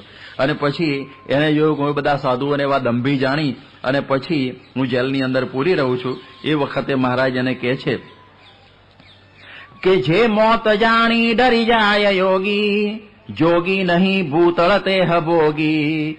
જે દેહને તૃણતુલ્ય જાણે, તે મોતનો ત્રાસ ઉરે ન જાણે. હવે વાત તો મૂળ એવી થયેલી કે એ સમયની અંદર ભગવાનને જતા પહેલાની હરિલીલામૃતની અંદર વાત છે કે પેલા બધા બાવાઓ ગભરાયા કે પછી રાજા આપણને કદાચ જેલમાં પૂરે, ભવિષ્યમાં પણ મારી પણ નાખે. મહારાજ એ પૂર્વે એને કહે છે બધા બાવાઓને તૈયાર કરી લઈ જવા કે આપણે બધા સાધુ છીએ, આપણે ક્યાં રાડવા માંડવાનું હોય નહીં. આપણે પછી શેના માટે ગભરાવાની જરૂર હોય? માટે આપણે તો દેહને હવે આવી રીતે શું કહેવાય પેલો નાશવંત સમજીને જ આપણે આગળ જવાનું હોય છે. અને તમે બધા ગભરાઈ જાઓ છો એ બરોબર નથી. માટે તમે ગભરાયા વગર મારી સાથે ચાલો. આ વાત આગળ પણ આવી ગયેલી છે કે જ્યાં ખાન અને પાન મળે વિશેષ, જોગી રહે જો જઈતે પ્રદેશ. તો વાસના તેની નથી જવાની, અંતે વળી મુક્તિ નથી થવાની. સંસાર છોડ્યો તપકાજ જેણે, ન ઈચ્છવું દૈહિક સુખ તેણે. વસ્તુ હરે કે અપમાન થાય, જોગી તણી કિંમત ત્યાં ગણાય. જો આપણું ત્યાં અપમાન થાશે, તો આપણું શું જર જોખમાશે. જો આપણા તે તનને તજાવે, તથાપિ આત્મા નહીં હાથ આવે. માટે સીધો માર્ગ સિદ્ધ મેલો, ચાલો તહાં ત્રાસ નથી રહેલો. થવાનું જે નિર્મિત તે જ થાશે, જવાનું તે જત્ન કરે જ જાશે. કે ચાલો જ, તમે ચિંતા જ કરતા નહીં. જયારે ગુણાતીતાનંદ સ્વામી એક વખતે બાબરિયાવાડથી ઉના જતા હતા, ત્યારે રસ્તામાં સાણાનો ડુંગરવાળો માર્ગ આવે. ત્યારે બધાએ કહ્યું સ્વામી આ માર્ગે જવા જેવું નથી, કારણ કે ત્યાં નોર માણસાનો જે વાલોરો વરુ છે એના ભાઈ સીધી વરુ સાથે ગરાસનો ઝઘડો થયો છે, એટલે બારવટે ચડેલો છે. એટલે જે આવે એના માથા કાપે છે. લોહીની આ પ્રમાણે આ બધી રંગાયેલી ધરતી છે, આપણે ત્યાં જવું નથી. ત્યારે ગુણાતીતાનંદ સ્વામી કહ્યું ભાઈ આપણે શું ચિંતા, આપણે તો બધા બાવા છીએ, આપણને આપણી પાસે તેને શું લેવાનું હોય? આપણા તુંબડા પત્તા ને માળા ને બધું લેશે, ભલે એ લઈ જાય, આપણે ડર શું કામ રાખવાનો?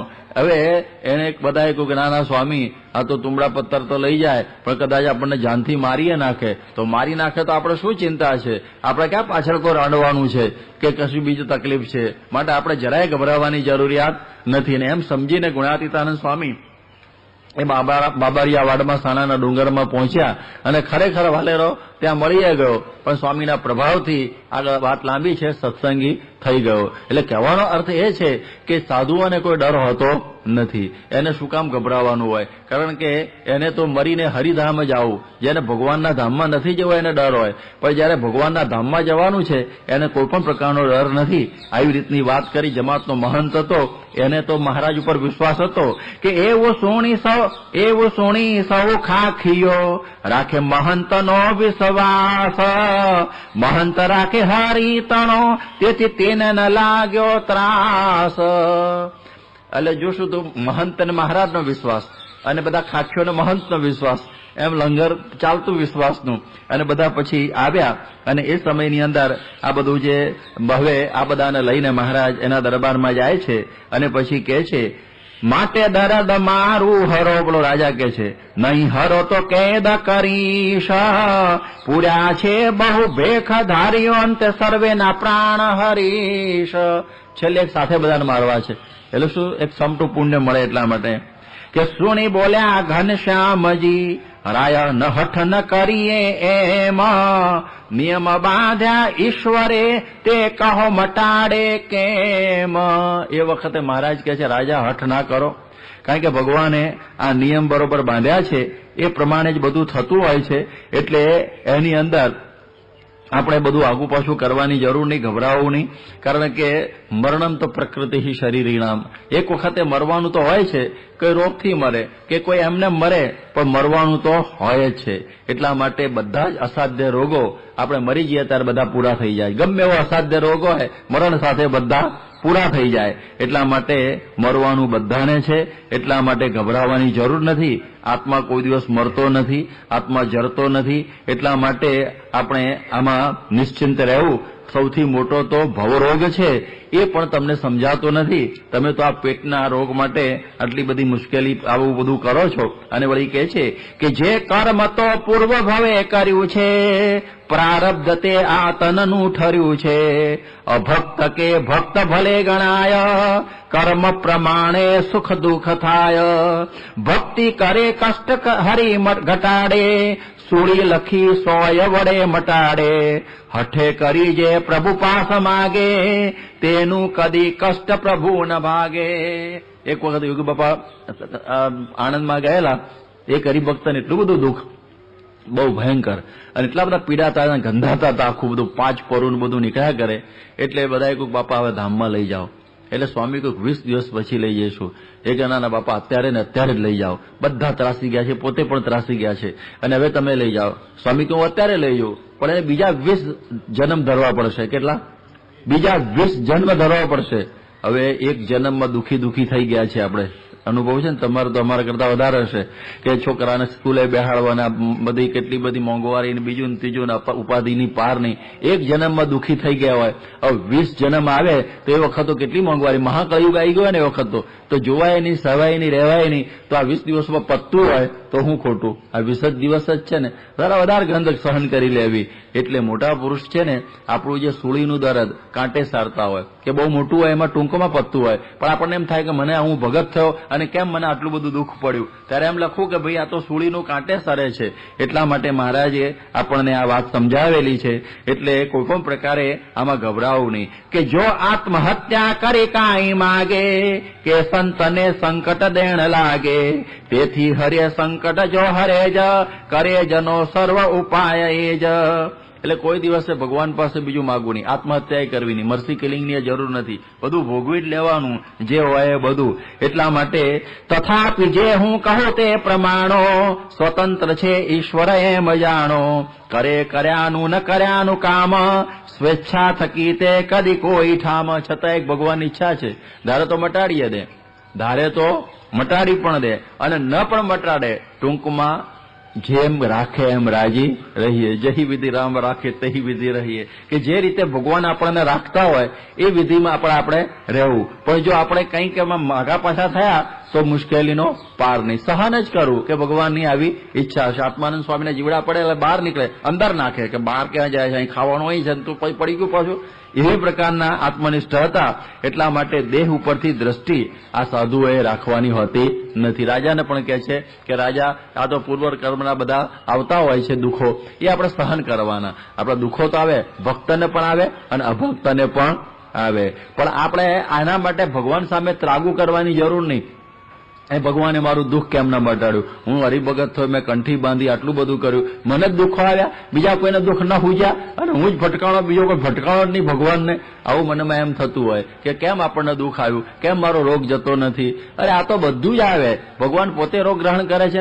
શ્રીજી મહારાજને પણ એ કંઠમાળ થયેલી, એમાં જ ધામમાં ગયા. તમે જો યોગીજી મહારાજને હાર્ટ એટેક આવ્યા, બધા આ પ્રમુખ સ્વામીને બધા રોગ નથી અંગીકાર કરતા. બધા એ પોતે પણ અંગીકાર કરતા હોય છે. શેના માટે?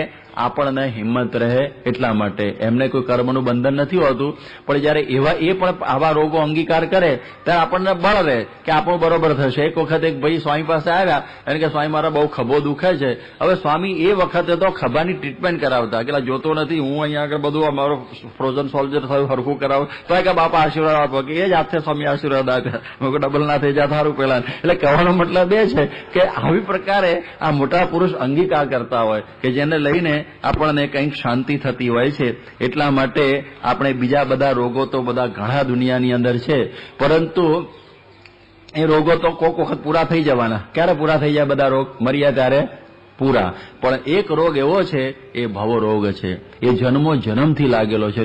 જન્મો જન્મથી ભવરોગ લાગ્યો છે. અને એ ભવરોગ એટલે શું? એક જન્મમાંથી બીજા જન્મ, ત્રીજા જન્મ, જેને સંસ્કૃતિ કહે છે. કેટલું હેરાન થવાનું. હવે એનો વિચાર આપણને કોઈ નથી આવડતો, એનો વિચાર જ નથી થતો આપણને. એટલે જેમ ગુણાતીતાનંદ સ્વામી કહે, અમને તો જન્મ મરણનો રોગ ટાળતા આવડે છે. એટલે ભગવાન અથવા આવા જે સંત મળે ને ત્યારે આ ભવ રોગ ટાળી દે તો ફરીથી સંસારના ચક્કરમાં આવવું પડે નહીં. બાકી આ બધા રોગની ક્યાં પ્રાર્થના કરવી લેવા દેવા વગરની? કારણ કે તો આપણને મૂકીને અંદર કસર ટાળતા હોય, દેહમાંથી આસક્તિ ટાળતા હોય, આજ્ઞા લોપી હોય એટલે કંઈક આવી ગયું હોય, કશું ના કર્યું હોય તો પણ કંઈક કસર આપણી ટાળવાની હોય, આપણે દેહમાંથી આસક્તિ છોડાવી હોય, આના આ જન્મે પછી નહીં, તો આપણને ભયંકર રોગ આપણી ઉપર મૂકે. તો એ આપણે આ સમજવાનું હોય છે. એટલે આ વાત જો સમજાઈ હોય તો આપણને એમાંથી આગુ પાછું થાય જ નહીં કે આ દેહ તે હું નહીં, હું તો આત્મા છું, અક્ષર છું, બ્રહ્મ છું. આ બધા દેહના રોગો છે, આ આત્માનો કોઈ રોગ હોતો નથી. આત્મા દેહ ઉપરથી દ્રષ્ટિ જ્યારે હટી જાય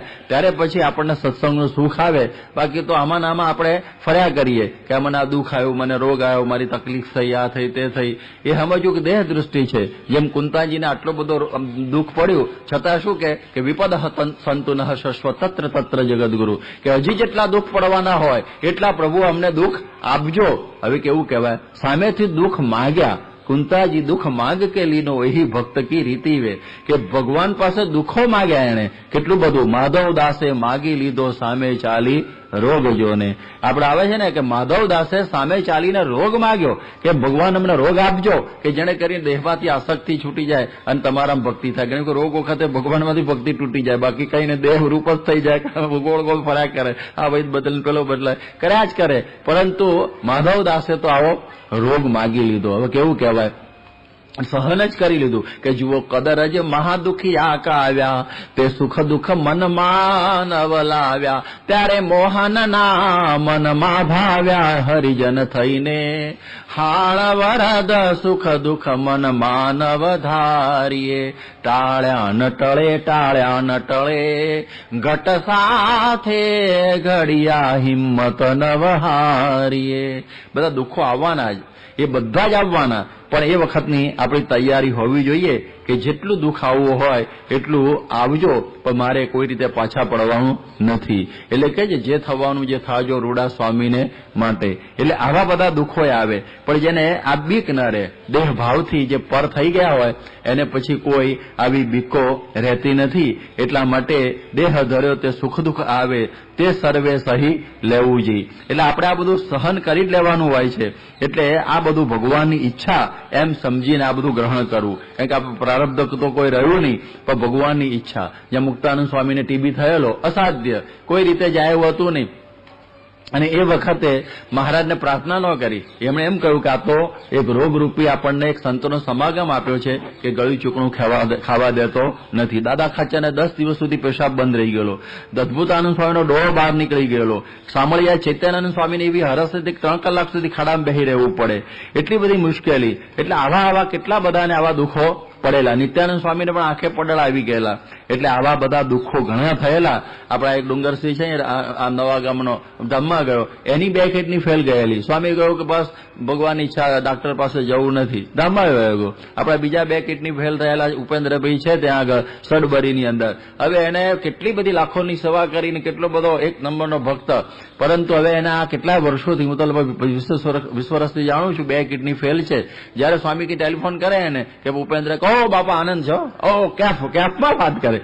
એને દુઃખ તો કે જ નહીં મારી મટાડી દેજો, હું હેરાન થઈ ગયો, કેફની અંદર જ વાત કરે. જયારે તમે જુઓ તો બીજા બળ ચડી જાય, એનો સમાગમ કર્યું હતું, એવો કેફમાં રહેતો હોય છે અખંડ 24 કલાક. ત્યારે આવા ભક્તો બધા હોય છે. એટલે આપણે પણ આ બધું સમજવાનું હોય છે કે આવા ભગવાનના જયારે આપણે શું કહેવાય, આ ભગવાનની પ્રસાદી રૂપે દુઃખ આવ્યું હોય એ બધું સહન કરી લેવું. પછી દોરા ધાગા પર જવું નહીં, પછી કોઈની ફૂંક લેવા જવું નહીં, કોઈ પ્રકારે આગળ પાછા જવું જ નહીં, નહીતર તો પછી મુશ્કેલી ઊભી થઈ જાય. જો આમાં બધા ચડી ગયા આવડે ભામે તો પછી ગળું પાછું. એટલે આ પ્રમાણે બરોબર ખ્યાલ રાખો કે આપણે આમાં પછી લેવાઈ જવું નહીં. કારણ કે આ બધા દુઃખો તો આવવાના જ, આવવાના ને આવવાના. એટલે આ દેહ ભાવ જયારે આપણે ટાળીએ ત્યારે આપણને શાંતિ થાય. એટલા માટે આપણે આ બધું સમજવાનું કે આ દેહ ભાવ અરે શું રોગથી ગભરાઈ જવા જેવું નથી. એટલે મહારાજે એને બધું ઘણું સમજાયું, પણ મહારાજે જોયું કે આને સમજ અત્યારે બહુ કામમાં નહીં આવે, માથા બહુ લપ થશે અને પછી પેલા બાવાઓને છોડશે નહીં અને ઉપાધિ કરશે. એટલે મહારાજે પછી કહ્યું ચાલો આને મટાડી દઈએ જલ્દી. એટલે મહારાજે શું કર્યું કે એને કહ્યું કે હવે તમને કંઈ મટાડીએ કે એવું કહીને જળ ત્યાં મગાવ્યું, સ્પર્શે પ્રસાદી કરી પીવરાવ્યું. રાજા તણું કષ્ટ ગયું કપાઈ, તે વર્ણિની જાણી ગણી વડાઈ. આટલી બધી માથાઉટ કર્યા પછી એને બધું કષ્ટ તો દૂર કર્યું, કારણ કે એનો હેતુ જુદો હતો. કારણ કે પેલા 500 બાબાઓને પૂરેલા એ મહારાજને છોડાવવા હતા અને એ રીતે મહારાજે એનું કષ્ટ દૂર કર્યું. પછી આપણે કે એનું કર્યું તો મારું કેમ નથી કરતા? પછી આપણે હરિભક્તિ લગાડે કે ભાઈ રાજા તો ક્યાં હરિભગત હતો ને કશું નહોતો અને એનું દુઃખ દૂર કરી દીધું અને તમે અમને હાવ કોરા રાખ્યા, કેટલા વખતથી દુઃખી થઈ ગયા છીએ.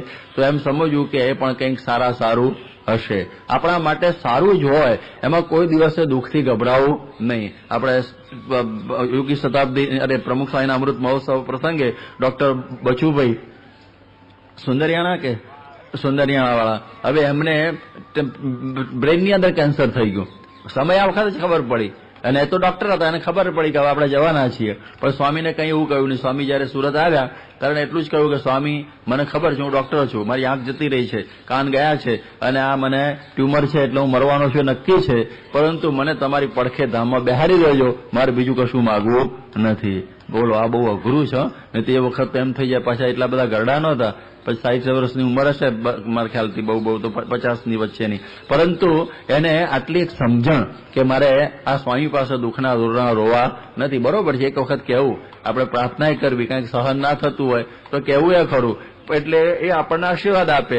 બસ એટલું આપણે સમજવાનું. પ્રસાદીનું પાણી આપતા હોય છે એ આપણે શાના માટે કે બીજા આડાવડા જઈએ નહીં એટલા માટે, નહીં તો કોઈ પાછો બીજે જાય ને ત્રીજો જાય ને કેટલા બધા શ્રદ્ધાઓમાં ઘૂસી જાય તો પ્રગટનો આખો માર્ગ જતો રહે. એટલા માટે કે ગોંડલ મંદિરની મહાપૂજા કરજે ને પ્રદક્ષિણા કરજે ને દેરીમાં આમ કરજે ને પ્રસાદીનું પાણી લઈ જાય ને પ્રસાદના પુષ્પ નાખ, આમ તેમ આવું બધું આપણે બધું કહીએ. એ તો શું પ્રગટમાં રહે એટલા માટે, કારણ કે જીવને વળી કંઈ ને કંઈક મન થઈ જતું હોય કે હવે હમણાં એક ભાઈ આયા છે અને કહે છે કે તમારો રોગ મટાડી દઉં, હવે વાંધો છે કે એમ કરીને ઉપડી જાય પાછો એની પાસે, તમે આ મારો દોરો બાંધી દો તમારો રોગ જતો રહેશે. એમાં નિષ્ઠા બદલાઈ ગઈ, આખો પાટલો બદલાઈ ગયો, એ આપણને ખબર પડતી નથી. એટલે આપણે ડોક્ટરોને બતાવવું એ વસ્તુ સાચી છે, પણ આવા બીજા ત્રીજા અંધશ્રદ્ધાઓમાં તો પડવું નહીં. બરોબર, ડોક્ટરને બતાવ્યું એવું નહીં, પાછું એ બતાવજો નહીં તો પાછો એનો ધંધો બંધ થઈ જાય બધું. એટલે આપણે એને બતાવવામાં વાંધો નહીં, પરંતુ બીજી શ્રદ્ધા આપણી આડી અવળી અંધશ્રદ્ધા જે મહારાજે બંધ કરાવેલી છે એ તો કોઈ કાળે થવી જોઈએ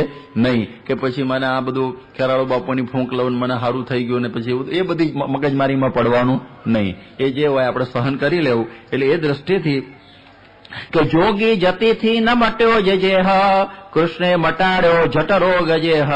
રાજા સ્વચિત્તે અતિ હર્ષ લાવ્યો, જાણે નવે હું અવતાર આવ્યો. જીવ્યાની આશા ન હતી જલેશ, એવો હતો રોગ વડો વિશેષ. તે રોગ કૃષ્ણે પળમાં નિવાર્યો, રાયે મહિમા અતિ ચિત્ત ધાર્યો. કાઠમંડુની અંદર એ પેલેસ પણ છે, એનું તૈલ ચિત્ર પણ છે રણ બહાદુર શાહનું, એ આગળ હું કહીશ. એટલે પછી રાજા બહુ ખુશ થઈ ગયો અને કહે છે કે મહારાજ તમે માગો, તમે જે કરશો હું આપીશ, તમારું બોલ ઉથાપીશ નહીં.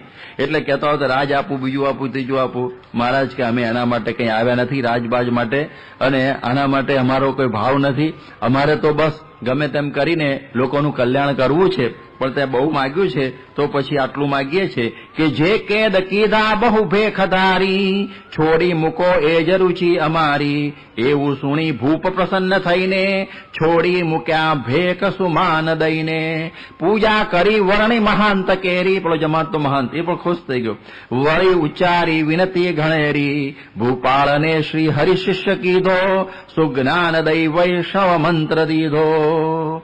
આ પ્રમાણે ભગવાને એનું કલ્યાણ કરી દીધું અને એનો રોગ મટાડ્યો અને આ સત્સંગનો રંગ પણ લાગ્યો. આટલી વાત એ સમયની અંદર થયેલી છે. એટલે આવા પણ ઘણી વખતે બધા મળતા હોય છે કે જે આવા દેહના દુઃખોને લઈને જ મુશ્કેલીઓથી આ બધી જીવતા હોય છે. પરંતુ જ્યારે ભગવાન પધારે ત્યારે એને આનંદ થાય. અહીં 1 મહિનો મહારાજ રહેલા પછી પાછો, અને એને બહુ જ આનંદ કરાયો. અને ત્યાંથી ગુપ્ત રીતે ત્યાંથી ભગવાન પછી નીકળી જાય છે, અને ત્યાંથી પછી ઉત્તર તિબેટ તરફ ગયા. ચીન તરફ દ્રષ્ટિ નાખી, પણ લાગ્યું કે ત્યાં જવા જેવું નથી, એટલે ત્યાંથી પાછા નેપાળમાં પાછા આવી ગયા. અને એ વખતે વચ્ચે છે ને એક બાંસી નામનું શહેર આવ્યું, અને બાંસી નામના શહેરની અંદર એના જે રાજાના ચાકરોએ પક્ષીઓ મારેલા અને એ બધું મહારાજે જોયું. એટલે મારે તો આ ગામમાં જવા જેવું નથી, બળ્યું આ શહેર એમ બોલ્યા હતા, તો આખું શહેર ભડભડ બળવા મંડી પડ્યું.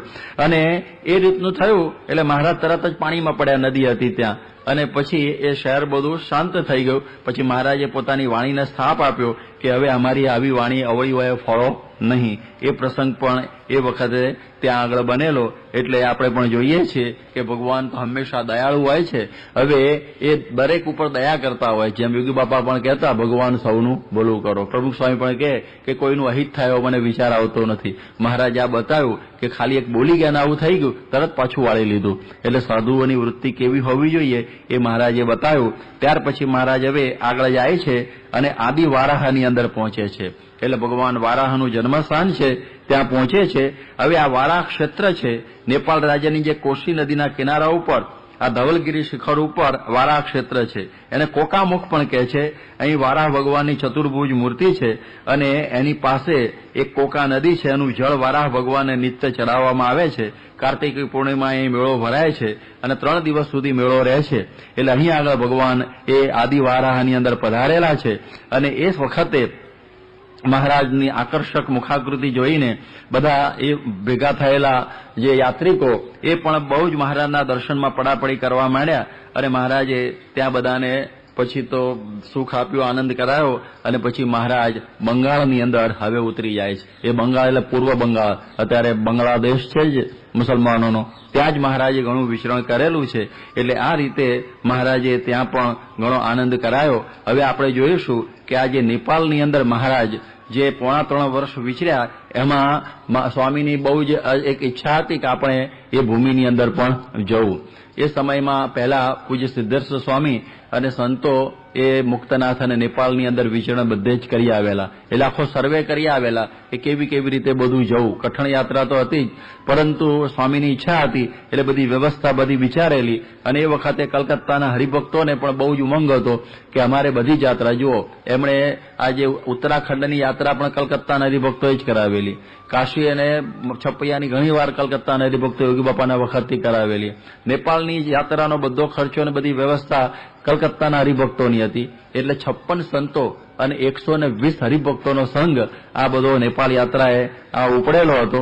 એટલે આ પ્રમાણે આખો સંઘ એ વખતે બધા નક્કી કર્યું કે આપણે આ નેપાળની યાત્રા એ કરવી. એટલે એ વખતે 25મી જે એપ્રિલ 1979નો આખો પ્રસંગ છે, ત્યાંથી બધા નીકળે છે. આગળ મેં વાત કરી એ પ્રમાણે 3.5 મહિનાની અંદર મહારાજ 3.5 વર્ષમાં 1 વર્ષ તો જે પેલું ઘાટું જંગલ કે જેની અંદર સૂર્યનું કિરણ ન પહોંચે એમાં 1 વર્ષ રહેલા. 1 વર્ષ હમણાં જ વાત કરીએ પ્રમાણે ગોપાળ યોગીની સાથે રહેલા. પછી 5 મહિના વળી બુટોલ પત્તનમાં રહેલા. આમ તો 3.5 વર્ષથી વધારે થઈ જાય છે, પરંતુ આવી રીતે જુદું જુદું રહેલા. મુક્તનાથની અંદર 4 મહિના રહેલા.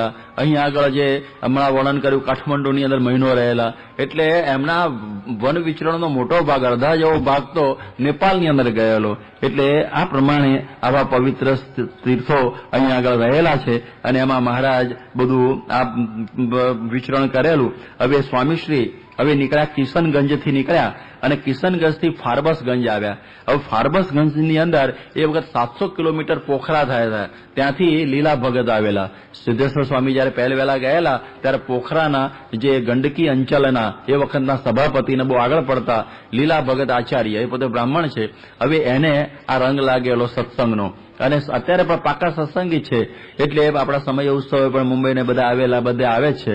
એ લીલા ભગત હવે એ ત્યાંના નેપાળી છે, પોતે બ્રાહ્મણ. એ સ્વામીનું સ્વાગત કરવા માટે ઠેઠ ફારબસગંજ સુધી આવેલા. અને એ વખતે સ્વામી બહુ જ રાજી થયા. અને ત્યાર પછી સ્વામીશ્રી જોગબનીની અંદર પહોંચ્યા. જોગ બની એટલે હવે નેપાળની બોર્ડર છે, ત્યાંથી પછી આગળ જવાનું કસ્ટમ વિધિ. હવે એમાં પાસપોર્ટની જરૂર નથી હોતી, વગર પાસપોર્ટે પહોંચાતું હોય છે, પણ થોડી કસ્ટમનું એવું બધું હોય છે. એ વિધિ પતાવી અને પછી એ વિરાટનગરની અંદર પ્રવેશ કર્યો સ્વામીએ. એમાં એક શંકરલાલ ધનાવત કરીને હતા, એ જે ત્યાગવલ્લભ સ્વામીને બધા એક વખત ગયેલા ત્યારે એમને સત્સંગનો રંગ લગાડેલો, એટલે એ ધનાવતને રંગ લાગેલો કે ભાઈ આ એક સ્વામીની આપણે વ્યવસ્થા બધી કરીશું. એટલે એમના ત્યાં સ્વામીનો ઉતારો હતો. નેપાળની અંદર એક હિન્દુ રાજ્ય છે, આખા વિશ્વમાં એકમાત્ર હિન્દુ રાજ્ય આજની તારીખે. પહેલા તો હિન્દુસ્તાનનો ભાગ હતો, પણ અત્યારે જુદું પડેલું હિન્દુ રાજ્ય છે. એના ઉપર શ્રી 5 કો સરકાર લખેલું હોય, એની ટિકિટ હોય જે અરે પેલી કરન્સી નોટ હોય એની ઉપર જય ગોરખનાથ જય ભવાની, ઝંડો પણ હિન્દુ ધર્મનો. રજા રવિવારની નહીં, શનિવારની. જે મુસલમાનો શુક્રવારની રાખે, આ લોકો હનુમાનજીની શનિવારની રજા રાખે. પછી એમની પત્ર મંજૂષા લખેલું હોય લેટર બોક્સની અંદર. તો એ બધું એકદમ સંસ્કૃત ટાઈપનું બધું. અને બીજા કોઈ ધર્મનો પ્રચાર પ્રસાર ત્યાં થઈ શકે નહીં હિન્દુ ધર્મ સિવાય. રહે ખરા પણ કોઈ નવું સ્થાન બાંધી શકાય નહીં. પણ હવે કોમ્યુનિસ્ટ સરકાર આવી ગઈ છે એટલે બધી પડતી સભા શરૂ થઈ ગયેલી છે. પણ આ પ્રમાણેનું આ જે નેપાળ રાજ્ય છે હવે એની અંદર આ સ્વામીશ્રીએ પધારેલા છે.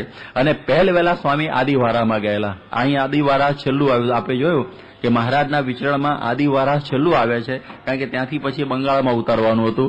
પણ એ વખતે સ્વામીશ્રી પધાર્યા ત્યારે આદિવારા સૌથી પહેલું આવેલું. એટલે 1 મે 1979ના દિવસે સ્વામીશ્રી સવારે ત્યાંથી ઉપડ્યા અને વચ્ચે ધરાનથી ચતરા ગયા. અને ચતરાથી પછી 9 કિલોમીટરના પહાડમાં ચડવાનું હતું અને વરાક્ષેત્ર ઉપર પહોંચવાનું હતું. મહારાજ તો પેલી બાજુથી આવેલા, પણ અમે બધા વિરાટનગરથી ત્યાં આગળ પહોંચ્યા. અને સ્વામીને સામાપુરની અંદર નદીની અંદર હોડીમાં જવાનું હતું. એટલે સ્વામી હોડીની અંદર, થોડા વૃદ્ધો અને બાળકો હોડીમાં બેઠા અને બીજા બધા સંતો અને હરિભક્તોનો સંઘ. એટલે બીજો બધો સંઘ છે એ બધો ચાલતો ચાલતો પહોંચ્યો. 11 વાગે વારાક્ષેત્રની અંદર પહોંચી ગયા. સ્વામી હોડીની અંદર આવતા હતા તો પણ 1 વાગે પહોંચ્યા. એટલો સામો પ્રવાહ જબરજસ્ત હતો. નીલકંઠવર્ણી આ સ્થળની અંદર 3 દિવસ રહેલા હતા. હવે આનો ઇતિહાસ મેં આગળ કહેલો, પણ વિશેષ ઇતિહાસ એવો છે કે હિરણાક્ષને મારીને હવે વરાહ ભગવાન ફરતા ફરતા અહીં આવેલા. તો ગુસ્સો દૂર થયેલો નહીં, હિરણાક્ષને મારેલો વારાહ ભગવાનનો પહેલો. અને અહીં આગળ પૃથ્વીની કુખમાં લાત મારી અને એમાંથી પછી નદી નીકળી જેનું નામ કોકા. અને એના જળથી ભીંજાયા એટલે કંઈક શાંત થયા. અને પછી નદીને વરદાન આપ્યું કે તારા જળથી મારો અભિષેક કરશે, એની પૂજા સાર્થક થયેલી ગણાશે. એટલે સ્વામીશ્રી હવે અહીં કોકા અને કોશી નદીનો સંગમ છે, ત્યાં ઠાકોરજી સહિત સ્વામી પણ નાહ્યા. અને કોકા નદીનું જળ લઈને પછી પહાડ ઉપર જે મંદિર છે સરસ, ત્યાં વરાહ ભગવાનને ધરાવવા માટે સ્વામી પહોંચ્યા. ત્યાં અભિષેક કર્યો. બીજા 8 મંદિરો છે ત્યાં દર્શન કર્યા. અને ત્યાર પછી 1/2 કિલોમીટર ચાલીને હોડી ઉપર આવ્યા. હવે પાણીનો પ્રવાહ આ તરફ હતો એટલે બહુ તકલીફ પડે એવું નહોતું પેલા નાવિકોને. એટલે પછી હોડીની અંદર જે ચાલીને સંઘ ગયેલો ને એ બધો ગોઠવાયો. એટલે લગભગ 50-60 જણા ગોઠવાઈ ગયા હોડીની અંદર, કેપેસિટીના કરતા 2 ગણા. અને પછી હોડી તો ચાલી, પરંતુ બન્યું એવું કે હોડી કાણી હતી એટલે અંદરથી પાણી ભરાવા માંડ્યું. એટલે બિચારા પેલા ડબ્બા લઈને ઉલેચા કરે પણ પાણી તો ભરાયા કરે. આવી વખત સ્વામીએ જોયું કે ભાઈ આ તો તકલીફ એવી છે, માટે જેને બધા તરતા આવડતું હોય એ બધા હવે આમાંથી કૂદકો મારો. એટલે જેને તરતા આવડતું હતું એ બધા સંતોએ ત્યાંથી પછી કૂદકો માર્યો અને પછી આ બધા નીકળી ગયા. ત્યારે માંડ પહોંચ્યા અને પછી સ્વામી ત્યાં હોડી નાંગરેલી અને ત્યાંથી બહુ ઊંચું સીધું ચઢાણ હતું, ભયંકર. હવે આપણને આમ કમકમા થઈ જાય એવું હતું, પણ સ્વામી એમાંથી પાછા ઉપર ચડી ગયા. એ દ્રશ્ય પણ આપણને બરોબર વ્યવસ્થિત યાદ છે. અમુક ઘણા ભૂલાઈ ગયા છે, પણ એનું તો બરોબર યાદ રહેલું છે. યોગીજી મહારાજ પણ એવું ગત રહેની અંદર આવી રીતે ચડી ગયેલા એક ટેકરા ઉપર, એ પણ બરોબર યાદ આવે છે. એટલે ત્યાં પછી સ્વામી વિરાટનગરમાં બિરાજ્યા. વિરાટનગરથી પછી બીજી તારીખે નીકળ્યા અને શંકરબાબુના એક કારખાનામાં પેલું કરી પગલા. પછી સ્વામીશ્રી જનકપુર ધામમાં આવ્યા. હવે જનકપુર છે, હવે તમે જુઓ કે અહીં આગળ એવું છે કે આ નેપાળની ભૂમિની અંદર લોકો એમ કે છે કે સીતાનો જન્મ પણ અહીં થયેલો. લુંબિની વનની અંદર ભગવાન બુદ્ધનો જન્મ પણ એક ઝાડ નીચે અહીં જ થયેલો. એવી રીતની આ પવિત્ર ભૂમિ કહેવાય છે. અને એ પછી એની એક ધર્મશાળામાં સ્વામી પોતે ઉતરેલા અને અહીં આગળ પેગોડા સ્ટાઇલનું એક મંદિર છે, ત્યાં બધા એના કમિશનર કંઈક હિન્દી ભજનો એ લોકોએ પણ સંભળાવ્યા. અને પછી 3જી તારીખે સવારે સ્વામી ઉઠીને પછી ઉપડ્યા. હવે અમારે પહોંચવાનું હતું ઠેઠ ખટમંડુ. સવારના પહોરથી સવારે બધા સંતો 5:45 વાગે બધું તૈયાર થઈ ગયું અને પછી 175 કિલોમીટર ઉપર ગયા, મકવાનપુર ઉપર પહોંચ્યા. ત્યારે સ્વામી મણિભાઈ મહેતા કલકત્તાવાળા એની મોટરમાં બેઠેલા. એ મોટર બગડી, પછી એની બીજી મોટર જોડી, એ બગડી, ત્રીજી જોડી, 3નું લંગર ભેગું કર્યું અમે તો. અને એમ કરતા કરતા ત્યાં મકવાનપુરમાં સ્વામી એક વાચનાલયની અંદર ઠાકોરજીનો થાળ ધરાયો અને ત્યાં તો પછી હિમાલયની ઠંડી શરૂ થઈ ગઈ. એના રસ્તા જોવા તો ખુશ થઈ જાય એવા રસ્તા હિમાલયના. અને ત્યાંથી 150 માઇલનું ઘાટનું ચઢાણ હતું, આમાં ઉપર ચડવાનું. અને એની બહુ સુંદર પર્વતમાળા અને બધું, બધા જોવામાં ખુશ થઈ ગયા. સ્વામી કે બધા કાર્યને જોવા છે પણ કોઈ કારણ જોતું નથી. તરત બધા ધ્યાનમાં આવી ગયા કે આપણે જોવાનું સ્વામીનું છે, પરંતુ આવો શોખ બધાને જોવાનો એ વખત પણ બધો ઘણો થઈ ગયેલો. એટલે એ બધું જોયું. અને ત્યાર પછી ત્યાં વચ્ચે દામન ઉપર એવરેસ્ટ દેખાય છે. એવરેસ્ટનું શિખર બરોબર દેખાય છે. ત્યાં પણ બધા સંતોએ ઉભા રહીને એવરેસ્ટનું બધું પણ જોયું. અને ત્યાંથી પછી આ સ્વામીશ્રી ખટમંડુ એ આવી ગયા. લગભગ રાતના 11:15 વાગે આવેલા અને ત્યાં એક ગૌશાળામાં ઉતારો કર્યો. ગૌશાળા એટલે અહીંયા સમજવાનું ધર્મશાળા, ત્યાં લોકો ગૌશાળા બોલે છે. એટલે ત્યાં ઉતારો થયો અને બીજે દિવસ સવારે તો વાંદરા એવા ચોંટ્યા કે ઉપર જે અમારો બધો હતો ને, જે ખાવાનું બધું બસ ઉપર, વાંદરાઓએ શાંતિથી ખોલીને બધું જ જે હતું એ લોકોએ પૂરું કર્યું. એટલે આવી પ્રકારનો અનુભવ ત્યાં ખટમંડુમાં પણ થયેલો. ત્યાં પછી સ્વામી પશુપતિનાથના દર્શને પધાર્યા. હવે અહીં આગળ પણ તમે જુઓ કે પશુપતિનાથમાં તો બધા દક્ષિણના બ્રાહ્મણો પૂજા કરે છે, એ તો બધું બરોબર છે, પરંતુ એની બાજુ એટલે શૃંગેરી મઠના બધા બ્રાહ્મણો પૂજા કરે છે. પણ બાજુમાં ભવાનીનું મંદિર છે, ત્યાં બધી હિંસા બહુ થાય. દશેરાના દિવસે હમણાં આવશે દશેરા, આ થોડા દિવસ પછી 144 બકરા, 144 પાડા અને 144 કુકડા એક ધારે વધારે, અને પાછા રોજ મારે તો જુદા. પણ સ્વામીશ્રી ત્યાં તો ગયા નહીં દર્શને, કારણ કે આપણે કહ્યું છે કે એવામાં જવું નહીં. પણ પશુપતિનાથના દર્શન બરોબર કર્યા. અને એ પેગોડા સ્ટાઇલનું 2 માળનું મંદિર છે. એમાં 3.5 ફૂટનું તો પેલું લિંગ છે. એની ચારે બાજુ બધા 4 તીર્થો એ જ કોતરેલા છે. અને બદ્રીનાથ, રામેશ્વર, જગન્નાથ અને દ્વારિકાના પ્રતીકો છે. મહારાજે ત્યાં સ્વામીએ 16 વિધિથી અભિષેક કર્યો. ઠાકોરજીને સ્નાન પણ કરાયું. અને ત્યાં નીચે બાગમતી નદી છે નીચે, ત્યાં સ્વામી પછી પહોંચીને ત્યાં ઠાકોરજીને સ્નાન કરાયું. બુઢા નીલકંઠના દર્શન કરાવ્યા. અહીંયા આગળ લીછવી વંશના રાજાઓ ખટમંડુની અંદર રાજ્ય કરતા હતા. પછી મલ્લ વંશના રાજા થયા. એમણે 400 વર્ષ પહેલા કાષ્ટ મંડપ બાંધેલો. એ કાષ્ટ મંડપ ઉપરથી આ ગામનું નામ શું પડ્યું? કાષ્ટમંડુ. કાષ્ટ મંડપ પછી કાષ્ટમંડુ, ખટમંડુ એવું થઈ ગયું. અને મલ્લ વંશ પછી શાહ વંશી પૃથ્વીનારાયણ શાહની મેં હમણાં વાત કરી, એ આવેલા. એટલે આ પ્રમાણે એ બધો સરસ મહેલ છે. ત્યાં મહેલમાં પધાર્યા. જ્યાં મહારાજ પધારેલા એનો એ મહેલ હજી એમનો એમ જ છે. જ્યાં પેલા રાજાનું દરદ મટાડેલું એ રાજાનો ફોટો પણ ત્યાં આગળ છે. એટલે એ બધું ત્યાં કરીને પછી બીજે દિવસ સવારે ત્યાંથી સ્વામી નીકળ્યા પોખરા જવા માટે. અને એ વખતે સ્વામી દમોલીની અંદર વ્યાસ ગુફામાં દર્શન કરી અને પછી પોખરાની અંદર પહોંચે છે. અને પોખરાની અંદર મોદી ગંગા થઈને મહારાજ પધારેલા.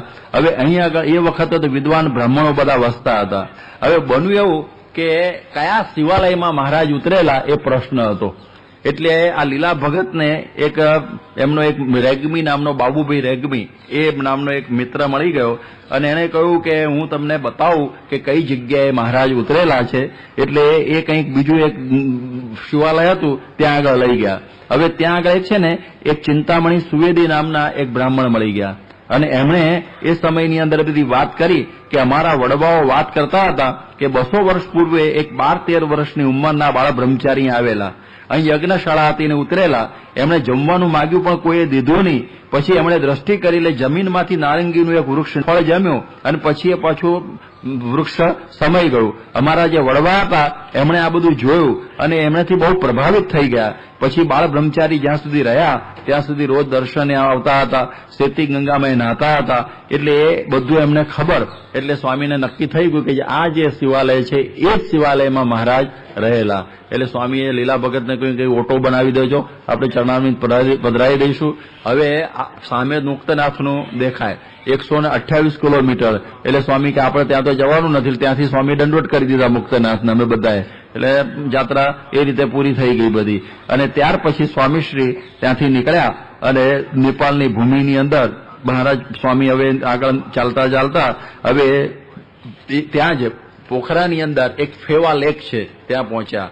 પોખરામાં ફેવા લેક, એની સામે કાંચનજંગા પર્વત છે, આ બાજુ અન્નપૂર્ણા છે, એક બાજુ મચ્છ પુછારી છે, એ બધા પર્વતો. અને સવારે જયારે ઉઠીએ ત્યારે એ જે કંચનજંગા ફેવા લેકની અંદર એનું પ્રતિબિંબ આખું લેક સોનાનું હોય, આમ ઝળમળતું સોનાથી એવું લાગે. અને આજુબાજુ બધા પરદેશથી આવેલા લોકો ચરસ પીને પડ્યા હોય, એ પણ બધું સ્વામીએ જોયું. લીલા ભગતની એક હોટલ હતી, એ કોઈ ભાડુઆતે લીધીને ખાલી નહોતો કરતો. સ્વામી જે દિવસ પ્રવેશ કર્યો એ દિવસે ખાલી કરી દીધી, એટલે એનો ઉત્સાહ ડબલ થઈ ગયો. એટલે ત્યાં પણ એને આનંદ ઘણો બધો આવ્યો. અને આવા બધા ધવલગીરી પણ દેખાય, પેલો શું કહેવાય, જે કાળોગીરી, એ બધાના દર્શન થાય છે. એટલે આવી આ મહા પવિત્ર ભૂમિ છે, એનો પણ અમને એ વખતે ત્યાં આગળ ખ્યાલ આવ્યો. હવે ત્યાંથી સ્વામીશ્રી હવે નીકળ્યા. સવારે અરુણોદયની અંદર આ બધા અન્નપૂર્ણા શિખરના પણ દર્શન કર્યા. એટલે એ બધા ગિરિશૃંગોના દર્શન બધાએ કર્યા. વચ્ચે કૃષ્ણ ગંડકી નદી આવતી હતી પોખરા જતા. ત્યાં સ્વામીએ કહ્યું કે આપણે ઠેઠ પુલ્હાશ્રમ તો જવાનું નથી, અહીં ઠાકોરજી નવડાવી દો. અને બધાને માથા ઉપર પાણી છાંટી દીધું. અને પછી સ્વામી પોખરાથી 150 કિલોમીટર બુટવલ શહેરની અંદર પહોંચ્યા. હવે બુટવલ આપણા સંપ્રદાયમાં બુટોલ નગર કહે છે. અને 500 વર્ષ પહેલા મણિમુકુંદ નામે સમર્થ રાજવી થયો અને 4 કુંવરોને સામ્રાજ્યના 4 ભાગ કરીને વહેંચી દીધું હતું. અને એ સમયમાં અહીં પાલ્યા નામની રાજધાની હતી. અને એ રાજાઓ શિયાળામાં અહીં બુટવલમાં આરામ માટે આવતા. એમનો એ મહેલ હતો. અને એ સેનવંશી રાજાઓમાં જે મહાદત્ત સેન રાજા મહારાજને મળેલો, જેની વાત મેં આગળ કરી દીધેલી, અત્યારે તો એ બધું પડી ગયો છે. એક દિવાલ છે એ જૂના મહેલની, જ્યાં મહારાજ પધારેલા, એક દિવાલ છે. ત્યાં સ્વામીએ દર્શન કર્યા, ત્યાં બપોરા કર્યા, અને ત્યાં જમ્યા સ્વામી. અને પછી ત્યાંથી આ નીકળેલા હતા. એટલે આ પ્રમાણેનું આ ખ્યાલ આવ્યો. ફજોલી એક ગામ છે અને આ બુટવલ બે એક જ છે. એટલે ત્યાં દર્શન કરી અને પછી સ્વામી આગળ નીકળી અને પછી ગોરખપુર તરફ પહોંચેલા. એટલે કહેવાનો મતલબ એ છે કે આ નેપાળની અંદર એ જાત્રા પણ બહુ જ એક યાદગાર જાત્રા એ સમયની અંદર થયેલી પ્રમુખ સ્વામી મહારાજની સાથે, કે અદભુત જાત્રા, કે જ્યાં મહારાજ આટલું બધું વિચરેલા એ ભૂમિ ઉપર સ્વામીએ પણ લગભગ 1 અઠવાડિયું ત્યાં આગળ પસાર કર્યું. અને ત્યાં બધાને ખૂબ સુખ આપ્યું. આપણું નાનું મંડળ પણ થયું, કારણ કે ખટમુંડની એક જયંતભાઈ તુરખિયા એ રહેતા હતા, એના ત્યાં સ્વામી ઉતરેલા. અને આપણા સંતો પણ નેપાળની અંદર કલકત્તાથી કોઈક વખતે એ જાય છે અને ત્યાં સત્સંગનું પોષણ કરે છે. જય શ્રી સ્વામિનારાયણ. જય સ્વામિનારાયણ.